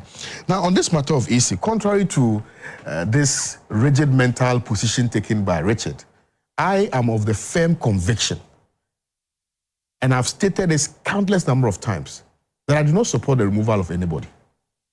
The reason being that, you see, Ghana is very young in terms of our democratic practices. Very, very young. 1992, till when Charlotte Osel was made the EC, we had Mr. Afarijan. And within that period, there was some level of stability. Nobody would go voting thinking that the elections would be rigged, thinking that my ballot will not count, thinking that by the people will not be given its full effect. All of us were confident, knowing that when you go to the polls and you voted, in the final analysis, your vote will be counted, and the person that you have so decided to elect to lead you will be the one who will be elected to lead you. And then Charlotte Osei came. Of course, she was new to the office. Of course, she may have her own flaws. Of course, Afarijan even had issues when he started. So I would have thought that rather than that, decision to axe her out of her office, we could have found a way around it, making sure that she had a full grasp of the institution and then manage it properly. Well, the decision to remove her was taken, right? Now we have brought Jen Mensah. Jen Mensah is but without flaws, and with flaws. She has flaws too. Now, there are so many things that she did that I found very troubling then, and I still find troubling right now. But must that lead to her removal? Must we continue on this roller coaster ride that, the unforeseen may happen? Because, look, the NDC is not going to be in power forever. NDC is never going to be in power forever. Must we continue on this never-ending roller coaster ride? Can't we, have so much confidence in the institutions that we are building? We should be able to be confident that the institution that we are building will rather promote the dignity and the sanctity of democracy. Look, if you check, when political parties were asked to play an important role in this whole, EC processes and things like that, when you started going for their meetings and that, what's the name? IPAC or DIPAC, whatever they call it. IPAC. How did it come about? And what has been its relevance to date in terms of the conduct of elections? It didn't just start. It arose by reason of some agitations, made to the EC. And then they found, logic in that and decided that, okay, let's bring all the political parties. So it is an institution that is still in progress in terms of its development. So I respectfully, yes, as for removing, because of political expediency, people will send petitions to the president. That is going to happen. And I won't be surprised that people will send other petitions for the removal of other people who, in their estimation, were opposed to the NDC's ideals and political practices. But is that the way to go? Because every single human being in this country, whether you like it or not, whether you describe yourself as a person who is apolitical, you belong to a political party. We all have our political ideologies. And so the CJ who has now been appointed, you'll be surprised that he may not even belong to this political ideology that we are talking about. You may be surprised because you don't know. The current EC, even though she did certain things that supported the previous or the erstwhile administration, we cannot be certain that really and truly she belongs to this. She belongs to the erstwhile administration. Yeah, of course, there were some people who belong to the NPP, Bosman Asare and the rest. But you see, I'm of the opinion, it's like a judge. Once you have been asked to manage a certain institution, you manage the institution as a citizen of this country, not as a partisan citizen. That is the difference that we must spell out here. That we must be principled to the point where I will not be scared if Richard AHIAGBAH is made the Chief Justice of the Republic of Ghana, because he will not be conducting his service on the basis of political party constitution, but on the basis of a national constitution. If we have that confidence, if we have so much confidence in the system that we are building, I am not sure we would have issues if Victor ADAWUDU becomes, the IGP of this country. Because then we know that he is going to perform his duties to the state and not to any individual. So I want to respectfully, on this occasion, plead passionately, emotionally, that in order that we will continue to build strong institutions, because if we truncate this, then we are going back. It's like coup d'etat. When you overthrow the constitution and a military leader takes gains that we would have made in the past would have been eroded. I do not want us to do that. This EC has built some structures. We need to question the structures. Are they good? Are they not good? How can we make it better? How can we not make it better? MPP did that, and I give them credit for that. There are myriad of cases which were decided in our courts because the MPP dared to go to court, and I respect them for that. Back in the day, we're using opaque. Now they said no, we challenge it. Now it's So there we have come from a far place. I beg you, Mr. President. I know that constitutionally, it is well within your remit to act on whatever petition you receive. But we need to be minded that we must spark our conscience, we must spark our logic, we must spark, the country's future behind the actions that we take, so that in the final analysis, we will not be engaged in this never-ending roller coaster ride, which will lead us into a great abyss. I rest my case. Thank you. Senior, so the two submissions that have been made before you, Richard has indicated that, look, this whole tit for tat thing, it's only the baker that benefits. Everybody else suffers.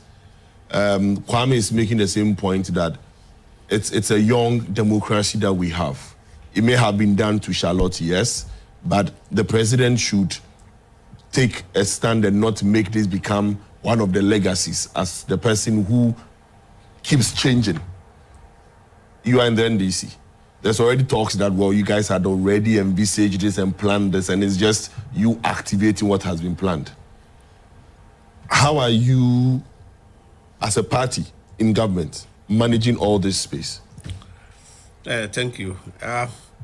I'm sure Richard has seen some documents that we have put down that we will follow its implementation, like the AHIAGBAH.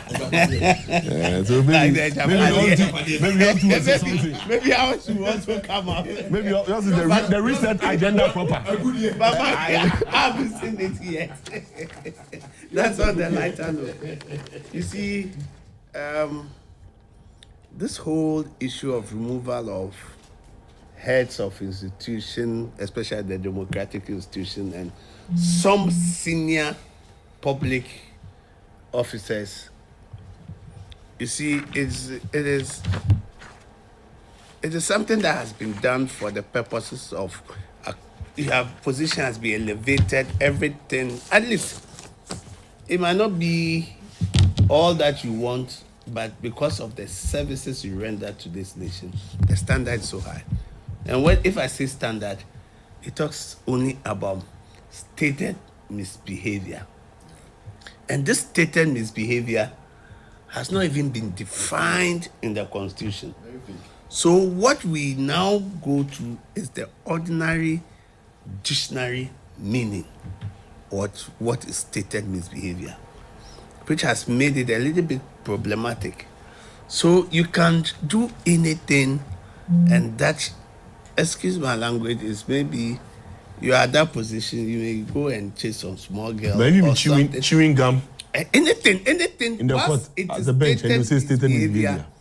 And that power is being also given to somebody to decide in his own eyes and the eyes of the public that is this a stated misbehavior. It is so huge, nebulous, like the octopus, because it's not been made as an act of term that has been defined that will know that even if I go to sit at a drinking bar and I get a little bit tipsy, and by the time dancing, I realize I'm freeing on myself, is that a stated misbehavior? I get it. So it holds them to a higher standard, and I think it must be a time we should see. I've heard all that would say, yes, I'll be for it, that we are growing. This is a prismatic society. We want to attain the best and the best practices. But you see, in doing same, we may be unfair to some people. Will justice be served? And inbuilt in all this process is that you are given a fair hearing. It is not just like once they send you before the committee or the Chief Justice decide to look at it and see whether there's a prima facie case for you to answer. When it comes to the heads of SHRAJ, EC, and NCE, and NCC, yes, you know, these people, when the petition comes to the president, it is the Chief Justice who will now look at it and determine there's a prima facie case or not. There have been countless occasions it gets to the Chief Justice, and Chief Justice says that, I think the same OSP, there had been previously a petition. Yes. And I think the Chief Justice came out there and said that he's written to the OSP to proffer his answer. And at the end of the day, I'm sure that there was no merit, right? So it should not be seen like the moment the 146 procedure kicks in, it's like you become a chicken in the court of hawks. The hawks. Hawks, yes. Are you getting it? That no matter what you would say, you will be consumed and devoured. You will not win. Are you getting it? I don't think that that's the process. In all these ones, the OSP, I think it's been there before.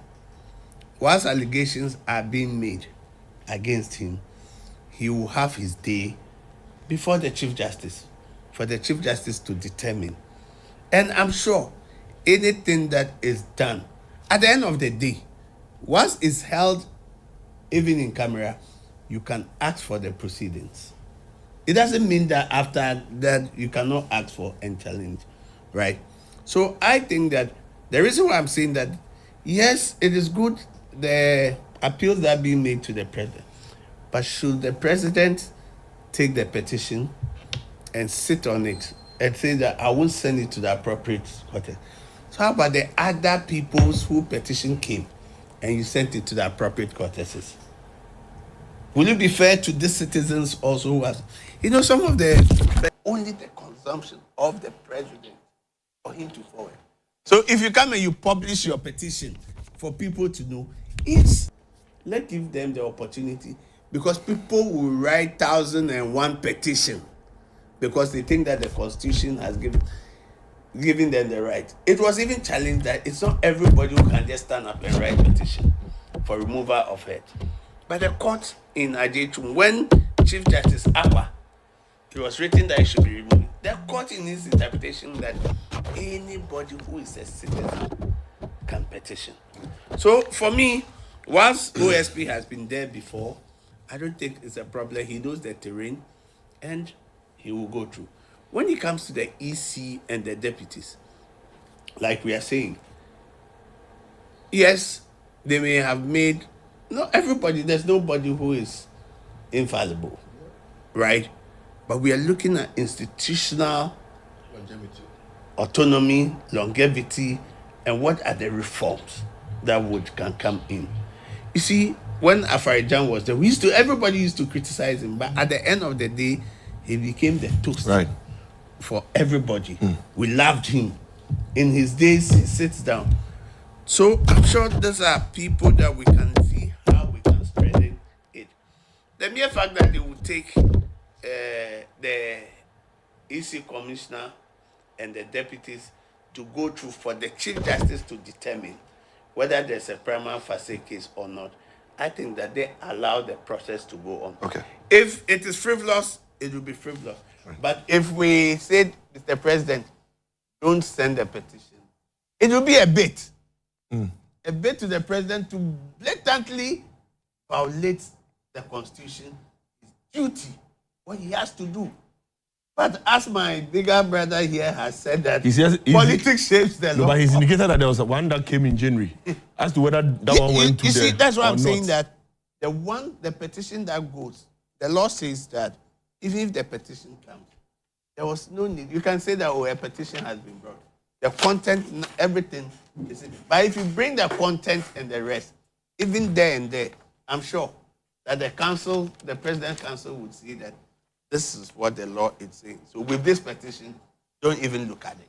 Now, we don't even know the petition on which the president is acting. Okay. And he has advisors who advise him. Okay. So I think on the process, and I'm sure that, look, the people sitting down, or the Chief Justice, has done this for all these years as a judge. He can see it, what is within the confines of the law, which can be determined as misstated misbehavior or not. Okay. And I have no doubt as to the integrity of the Chief Justice who will make the prima facie. Thank you. It is not the President or Council of State that would do in this. Thank you. Thank you. We'll take a quick break before I do. We'll take. So Kojo is doing. No. We are alive. Now you are speaking. Now you are speaking on the matter. So I'll take a quick break before I do. Before I do, I would want to make two quick announcements. It's only fair that I make this announcement because 2 weeks, for the past 2 weeks, I've been going at the government on its neglect to the state media. And so we are announcing that the transmission of the NLA live draws has come back. I'll say it's come back home. So I'll read a circular which you can see on the screen. Management of the National Lottery Authority wishes to inform its stakeholders and the public that in line with the authority's operational excellence and efficiency, effective December 1, 2025, the NLA live draws will be telecast on Ghana television. From Monday to Saturday, the evening draw, currently broadcast at 7:15 p.m., will be broadcast at 8 p.m., immediately after GTV's primetime news. And then the Sunday draw will use NLA is coming back. And then also there'll be a live transmission or a telecast of the international friendly between Ghana and England for our ladies. So it's on Tuesday, 2nd December 2025. We'll do a public viewing at the GBC forecourt from 5 p.m. so we can gather at the GBC forecourt to have the public viewing. We'll have commentary in English, in Ga, and in Twi. So please take note. Tuesday, 2nd December, the national female team will be playing with England on an international friendly. So we are getting results and want to show appreciation to the ES that have heard us, and we believe that this is the beginning of many to come and the trust that the state has in the state broadcaster. Let me just quickly make a point. We were all here King Salam is a very good friend of mine, Director General NLA. And he's somebody who listens. So I'm happy that he has taken this bold initiative. But it also goes to all the other state institutions. All of them.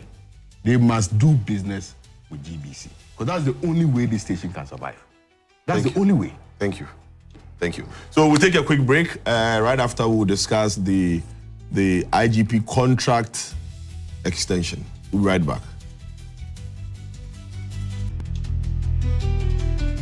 For decades, we have helped businesses connect with their trade partners all over the globe.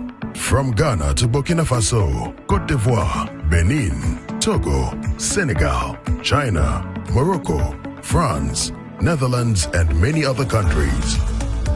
We have made it possible to bring Ghana to the world. We have brought small and medium businesses closer to their customers across the regions in Ghana with our SME support facilities. We have brought relief and smiles to the faces of families with our employee personal loans. With our cutting-edge technology and digital support, we take the burden of complex thinking off you, making life simple. That is who we are, as close as a partner. Bank of Africa. We are indeed the African bank with the global reach.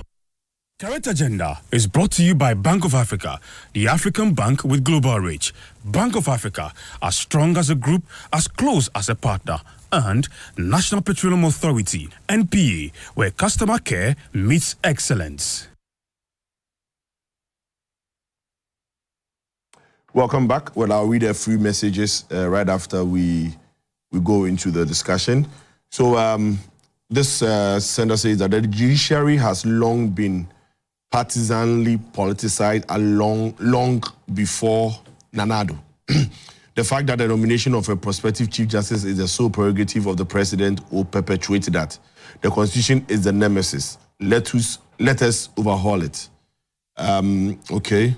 Another says that, what is Richard afraid of? Is it not the same people of Kpandai who are going to vote? If the people of Kpandai still want their MP, they will vote for him. Honorable Kwesin was re-elected even in opposition. So what is Richard's problem? I read two more. It says that it is clear that the NDC has planned to bring problems into our elections. Blah, blah, blah. This is just another Ablikuma knot. Let's rise to protect. Okay. The removal of the OSP, EC chair, and deputies is a mandate given to President Mahama. He will render an account on his mandate to the people, not us. So this discussion, to me, won't kill a fly. The president, since taking over power, has proven and shown Ghanaians how, okay, I would not continue with the choice of words you have used. Mr. Host, please, I'm not getting your panelists who are pleading President Mahama not to go with the petition to the removal of OSP and EC chair and his deputy. This is pure hypocrisy. Why? Because I want to ask them, did they not do the same during Akufo-Addo when he was, okay, so I think when he was petitioning to the removal of Charlotte Osei, it was no. So they should allow him act. Okay, let me read the last one. President Mahama should know that it is your good works that will keep you in power. So he should leave the EC alone. I'm not sure President Mahama has done anything to the EC. Kwame, IGP, we're here in this country when I would describe him as one of the chief scribe of the president, or let's call him, yes, he's the secretary to the president. So the chief scribe. No, when you look at his green letters, I mean, you can look on the screen. What I have on the screen, the title there is secretary to the president. I don't see executive. So I'm just using the title that he himself has signed. Granted. to. So the chief scribe of the president informed us that the president has suspended with immediate effect all public service staff appointment which will be extended post-retirement. So he says that consequently all requests for such appointment will no longer be considered. Kindly take note of this directive and ensure strict compliance. This is what we heard. I mean, one of the side of this that we are even not discussing that I think even in the police service, before the IGP's own was announced, there was another director in there who I think is in charge of finance, the COP, whose contract also extended by the IGP for 2 years because of, for want of a better term, his experience. So even before the IGP's own was informed or was communicated, this particular direction that was given by the secretary had actually been breached by. Now we hear that, well, he's been extended for 2 years because of issues of as to whether there's nobody there who is competent enough to take up the responsibility. The police board gathered, and then they recommended to the president, who agreed, and then the secretary issued this one. So let me read. I write to inform you that following the recommendation of the police council, in accordance, and it's important to know that the police council is chaired by the vice president, and in accordance with the relevant provisions governing the administration of the Ghana Police Service, His Excellency John Dramani Mahama, President of the Republic, has approved your re-engagement for an additional 2 years upon the attainment of the statutory retirement age in December 2025. Your re-engagement takes effect from 28th December, which was yesterday. During this period, you shall continue to serve as the Inspector General of Police and discharge the duties and responsibilities attached to the office. The President's decision reflects the Council's firm conviction that your continued leadership is essential to sustaining ongoing reforms. Let me just skip the rest. The last one, please accept, Mr. Inspector General, the assurances of the highest consideration of His Excellency the President. Kwame. You should have stayed on there because it's important to... It's essential to sustaining ongoing reforms, strengthening operational effectiveness, and ensuring stability within the Ghana Police Service at this critical period. You know, when I'm speaking on matters relative to the police service, I'm very emotional about it because my father was a police officer and I've been a barracks boy all my life. And so anything that has got to do with the police, I'm very, very passionate about it. You see, there's something called principle. And principles are either wholly kept or wholly abandoned. That you're saying that, as for this one, I'm not going to do it. No matter whose ox is God, I am not going to do this. Oh, as for this car, I'm not going to buy it. Oh, as for this food, I don't want it. Under no circumstance would I ever attempt to eat this food. That's, you have been principled. And as you're speaking, we'll be showing on our screens also a response or the congratulatory message sent by Martin Amidu. We'll show, but you can speak. Principled. You see? And I'm happy that there was a proper juxtaposition that you made with the 2nd April 2025 letter. Yes. And that of the recent one, which was put out. And the 2nd April 2025 letter was instructive. And if I can pull it again, so that I make a specific reference to some of the paragraphs in there, which is leading me to make the submission. Okay. That consequently, all requests for such appointment will no longer be considered. No longer be considered. Kindly take note of this directive and ensure strict compliance. Suspension of the grant of contract appointment. So my inclination is that there has been a high-level decision that all public officers who have reached their retirement age would not be given contract extensions. And I'm even surprised you're talking about the finance person because I never heard of it. I never got a wind of it. So that means that even within the service, there was some level of indiscipline. Because to flagrantly disregard a directive by the president was a direct disrespect to the president. Because what you are talking about precedes the decision of the president to extend Yohunu's stay. Now, why has the president decided to extend Yohunu's stay for 2 years? Why? And they gave the reasons. In point 3, they talked about strengthening what? Strengthening operational effectiveness. Wait, what is it? Effectiveness, point 3. And ensuring stability. Yes. Sustaining ongoing reforms. Yes. Strengthening operational effectiveness.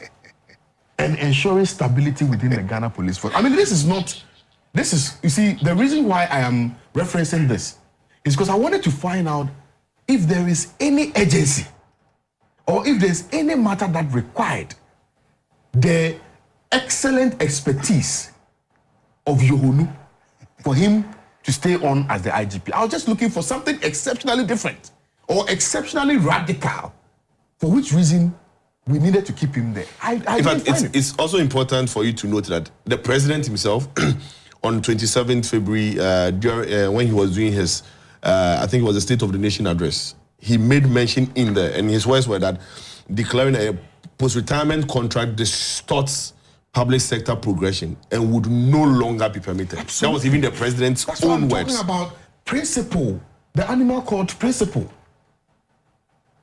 You see, so I am utterly shocked, honestly, at this decision to extend it for 2 years when you know that there are people who are equally competent within the service who can do these 3 things which have been highlighted here, for which reason we are extending Yohonu's stay. Is it that you are saying that the other COPs are so incompetent that they cannot ensure the sustainability of ongoing reforms, or that they cannot strengthen operational effectiveness, or that they cannot ensure stability?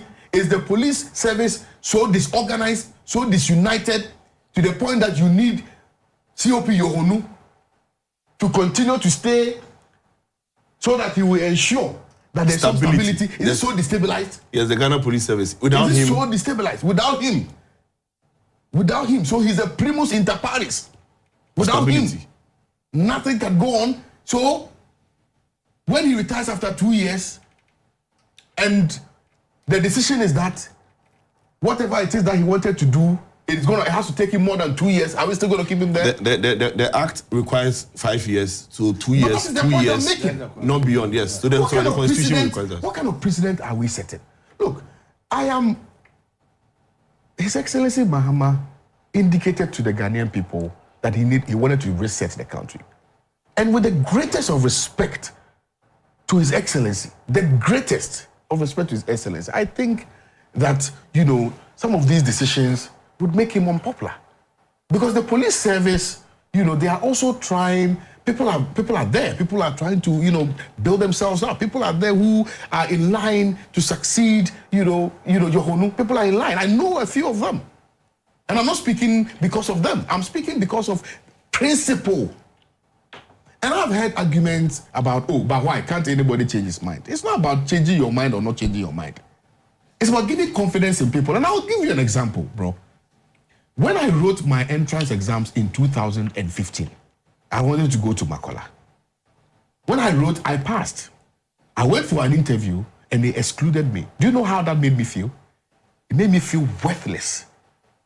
It made me feel that I was nothing.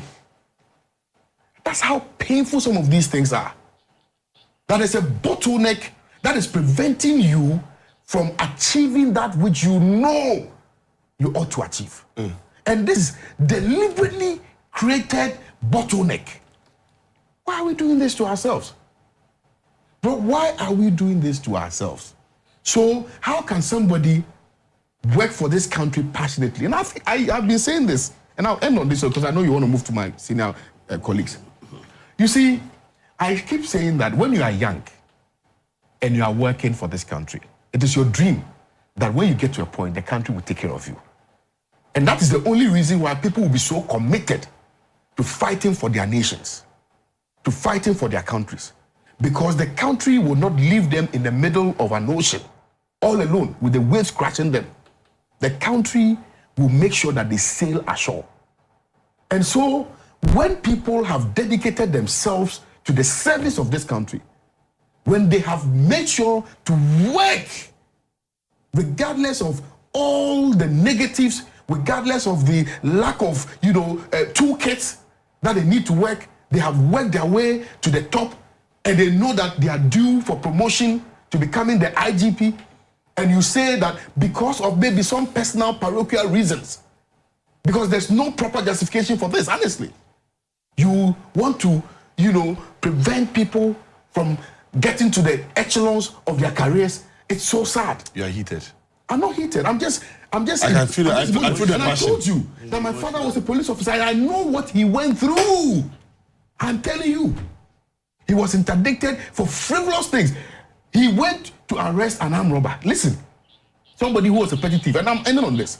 The petty thief nearly plucked his eyes out, and he used his baton, those baton, as a defense. And then my father was interdicted because of that. So I know how the police service can be ruthless to their own. Right. And I'm saying that I have no personal qualms against COP Yohonu. Nothing against him. His intelligence, his leadership qualities, nothing against him. It's just a matter of principle. And for me, I just do hope that something, happens so that the other people will be happy. Otherwise, they can even do machinations behind your back. Richard, so someone would ask, why are we crying more than the bereaved if it's the council who are supposed to be a representative of the people or the police force? If they are recommending, why are we crying more than the bereaved? Recommending the extension. The president is agreeing. When they recommend, they don't make it into... By the people. They are not the people. They are not. The police are the people. They are acting on behalf of the people. They are not the people. Okay? So, President Mahama, we read that letter. Okay? President Mahama is accountable to the people, not to his preferences. This must be made clear, with all respect, that he is accountable to the people of Ghana, not to his preferences, because he has issued a notice that this will not be tolerated. Now his preference has changed, so he wants something different. He must be accountable to the people of Ghana. Right now, integrity, confidence, trust, honesty, and all the good virtues of leadership have been thrown to the wind. If the president goes ahead, this extension, he cannot be believed anymore. And President Mahama is a gentleman. I mean, and then this thing is clear that it is not about his person, it's about his politics. Consistency. This flip-flopping is not good for our democracy. The morale it creates in the police. My brother, I agree with you. I get emotional as well because my father was a police officer. But the point here is that President Mahama's politics on this matter, unless he reverses it, his credibility suffers. Doesn't make sense. Complete no sense. Doesn't. It's not to do with IGP Yohonu, whether you like him or you don't. It's about principle. You stated a position, and you said he repeated that in a State of Nation. Is that correct? Yes. And so that what is happening now? So the COP I mentioned earlier, I'm reading for a publication from the Ghana Web. I think it's a publication on 26th November. So that was COP Michael Nketia Frimpong, Director General of Finance, has also been granted a 2-year post-retirement contract. This followed a letter dated 16 July 2025. So his was in July, signed by Mr. Yohonu himself, confirming the extension just 3 days before Frimpong was due to begin terminal leave. The letter praised his rich professional and management experience and assured him that all salaries and entitlements will remain unchanged. You see? You understand? So where we sit now, the big question is that can President Mahama be trusted on anything? And by his own actions, the answer is no. I am not saying that. His actions. Because if he has done this today on green paper, notice he's gone ahead and defiled his own order. President Mahama versus President Mahama. Who is winning? The people are losing, but we don't know who is winning. Who is winning this? Our democracy is losing. Who is winning? Confidence in public leadership, in political leadership is losing. People are losing confidence. It's just unfortunate. I think they do these polls, they do institutional polls, trying to see level of confidence, trust, and distrust in this thing. They should do about presidency. Let's see. Because the president is actually going against his own orders. Today is his birthday, so please take it easy. His Excellency, happy birthday to you. You understand? I am asking myself, what is there? The question, the justification is that, to keep the momentum in relation to some reforms that is happening. What reform?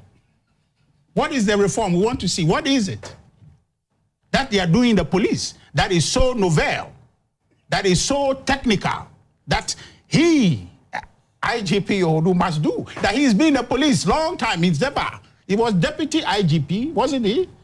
And now that novel idea did not see expression. Now he is come. Is it a document he's implementing or is it in his head? If it's a document, he can leave it. Others can implement. Is that not the case? When President Mahama took over, His Excellency John Nana Addo Dankwa Akufo-Addo was in office. The economic recovery that started in 2023, he has come, is carrying on with it. The economy continued to recover. Even though, my brother, they won't give credit for what excellent work the MPP did to put this economy back on a recovery path, he continued. President Mahama continued. Our Dr. Atufo Singh, Finance Minister before him, Honorable Amin Adam, was there. He inherited, the system was there, it's working. IGP Yohonu, if he leaves, the police will collapse. Is that what we're saying? That in 2 years, we are going to train new people to be able to take over. What is this cock and bull story? They are taking us for a ride. The president is not taking Ghanaians seriously. On his birthday, he's not taking us seriously. And I know he's a serious person, but his politics is not serious. President Mahama is a serious person, respectable any day, but his politics is not serious. And he cannot create this impression and leave it to be etched in history that he cannot be taken serious because he says one thing and do another. He told us he would do 24-hour economy. Where in the world is 24-hour economy in this country? Today is the president's birthday. He told us. Richard, these are gifts. These are birthday gifts for the president. I am saying that the three of you sitting here are the three wise men. He came bearing myrrh, frankincense. Let me go to gold. But I'm just in conclusion. Yes, 30 seconds. As for the OSP, I didn't talk about him, but he's a goner. The EC people, Madame G. Mensah, my lecturer, Boss Barasari, and the rest, they are goners. But the question I want to ask, I admire my brother's confidence in saying that he don't have to act on it and all that. But I want to ask the president, and perhaps direct to my brother, Felix Kwachiofo, who is a spokesperson for government, to ask him that the petition by Daniel Ofosu-Appiah, which was submitted to the Jubilee House on the 27th of April. Did President Mahama forward that to the Chief Justice, Madame Tokonu, at the time? What happened to that petition? What happened to that petition submitted by Daniel Ofosu-Appiah on 27th to the Jubilee House? Did President Mahama forward that to Madame Justice Tokonu, and what was the consequential action after that? We'll get Felix. Doc, sorry, lawyer, forgive me. I've promoted you to Doc. I would want you to, if we can see the April letter from Callistus again. Okay. Now, Doc, why do I keep calling you Doc? Maybe you have to do it. Yeah, you become soon. It's like I'm also looking. Okay. Right. Now, lawyer, if you check the letter, some school of thought are saying that this was issued mainly for public service staff. No justification warrant. We're not even engaging. Even public service staff, it says that post-contract retirement. Political persons don't retire at 60. They're political appointees. They don't. Some are even 70, they are still there at political appointees. So it was specifically for the public. Okay. So then, servants. In that case, why the U10? Before then, let me just wish His Excellency the best of his birthday, I wish him wisdom, knowledge, and understanding to steer. The kind of wisdom God gave to Solomon should be given to him, because Solomon told God, I need wisdom to rule these people. So you have to that's you have what 2 I minutes. want. You've Now used let me Solomon come in to one. this. I understand the sentiments and everything, and me myself sometimes, and looking at what I hear about the re-engagement of the IGP. You know, people are not happy. Even the people within the police service, they are not happy. Especially the president is being, the yardstick that is being used to measure him is the letters and the statement he made. You know, principles will come with integrity, will come with confidence, will come with assurance and credibility. So in the mind of the populace, the citizens, this post-retirement contract is a goner. It's something that has been thrown into the dustbin of history, right? And all of a sudden, we are seeing a reverse, a turnaround with this. I think it will make the people demoralized. It will bring about integrity deficits and others, and people would say, like my brother is saying, you say one thing and you do. I don't think so. You know, sometimes the decisions or reasons that went into this April letter that they were not going, I'm sure it might be genuine, it might be sincere. However, on the job, looking at it, you know, sometimes there are confidential information, things that are done. You see, I always say when the law gives you the discretion to take a decision, you take decision based on the information you have, right? It might be wrong, the people would see, but you know the kind of information on which the president presides over National Security Council. And the kind of information they get on our security, because it's briefed every day by National Security Coordinator, the recommendation being made, you see, is an advice that is not bound on the president. However, we don't know, we are not being told, apart from being operational efficiency and the rest. Look, we don't know some of the things that made this decision to be taken. Maybe the kind Senior, of... I can see your difficulty. No, you see, so once you get there, you are confronted with issues against the current. You know, you are confronted with issue. You know, you are boxed in a tight corner that you have no option. But I think that once the people have to go on, I think it's for the government to communicate to the people that yes, we took a decision that we won't do ABCD, but on this exceptional issues, we will have to do ABC, which it is classified. You understand? Okay. No, I'm saying this. So I agree with you. Yes, I think that from the observer's point of view, it's something that has brought the morale of the people. Especially look at the DCOP who was given and post-retirement. Look at another DCOP was promoted to commissioner when he is in retirement. Yes. So if you do some of this, and these are unwritten and spoken of, but at the end of the day, one thing and do another thing. Okay. And I don't think that this reset agenda. We'll reset in them. So thank you. Thank you. Okay, thank you, gentlemen. So I would want to make this announcement again. The NLA live draws coming back on Ghana television. I would want to make it again. It's only fair that I went on my reflection twice, so I would announce it twice. Kwame, what do you see? Simple, right? So again, effective. We're in agreement with this. Yes, effective December 1. The NLA live draws is reverting back to Ghana television. Monday to Saturday, it will now be at 8 p.m. instead of the 7:15, and it will come right after GTV's primetime news. And then also Sunday, it would be at 6 p.m. All other draw schedules stay the same. So please, for those of us who are interested, please pay attention. And then also on 2nd December, it's a Tuesday, we will be having a live telecast of the international friendly between the Black Queens of Ghana and the England female national team. Kickoff is at 7 p.m., but we would have a four-court live broadcast. So if you want to be here to watch from our giant screens here, it will be at 5 p.m.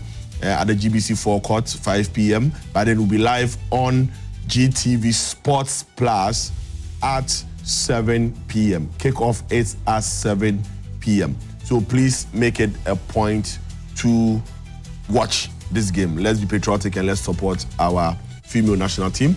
Well, current agenda was proudly sponsored by, or is proudly sponsored by Bank of Africa, Ghana Limited, and also by NPA. Thank you very much to these institutions. Also, thank you to... Yes, no, it's end of year. Next year, we'll bring, all of them would come. Thank you to Victor KWADJOGA. KWADJOGA is big Kojo. It's big. Okay, so KWADJOGA, ADAWUDU. I'm Kojo, so I'm Kojo V. Senior, you are. I was right, I'm Kojo V, so you are KWADJOGA. Okay, so he's a member of the NDC legal team. To Richard AHIAGBAH, Director of Communications, NPP. To Kwame OWUSU, DANSO, lawyer and also a president of the Forum for Accountability. Dr. ABDUL JALILU-ATEKU joined us online. He's a lecturer with the Political Science Department at the University of Ghana. And Eugene Kwame Awiti, lawyer, also joined us. He's an associate at ADAWUDU legal attorney. My name is Kojo Van Ess. Thank you very much. Continue the discussions at home and see you next week.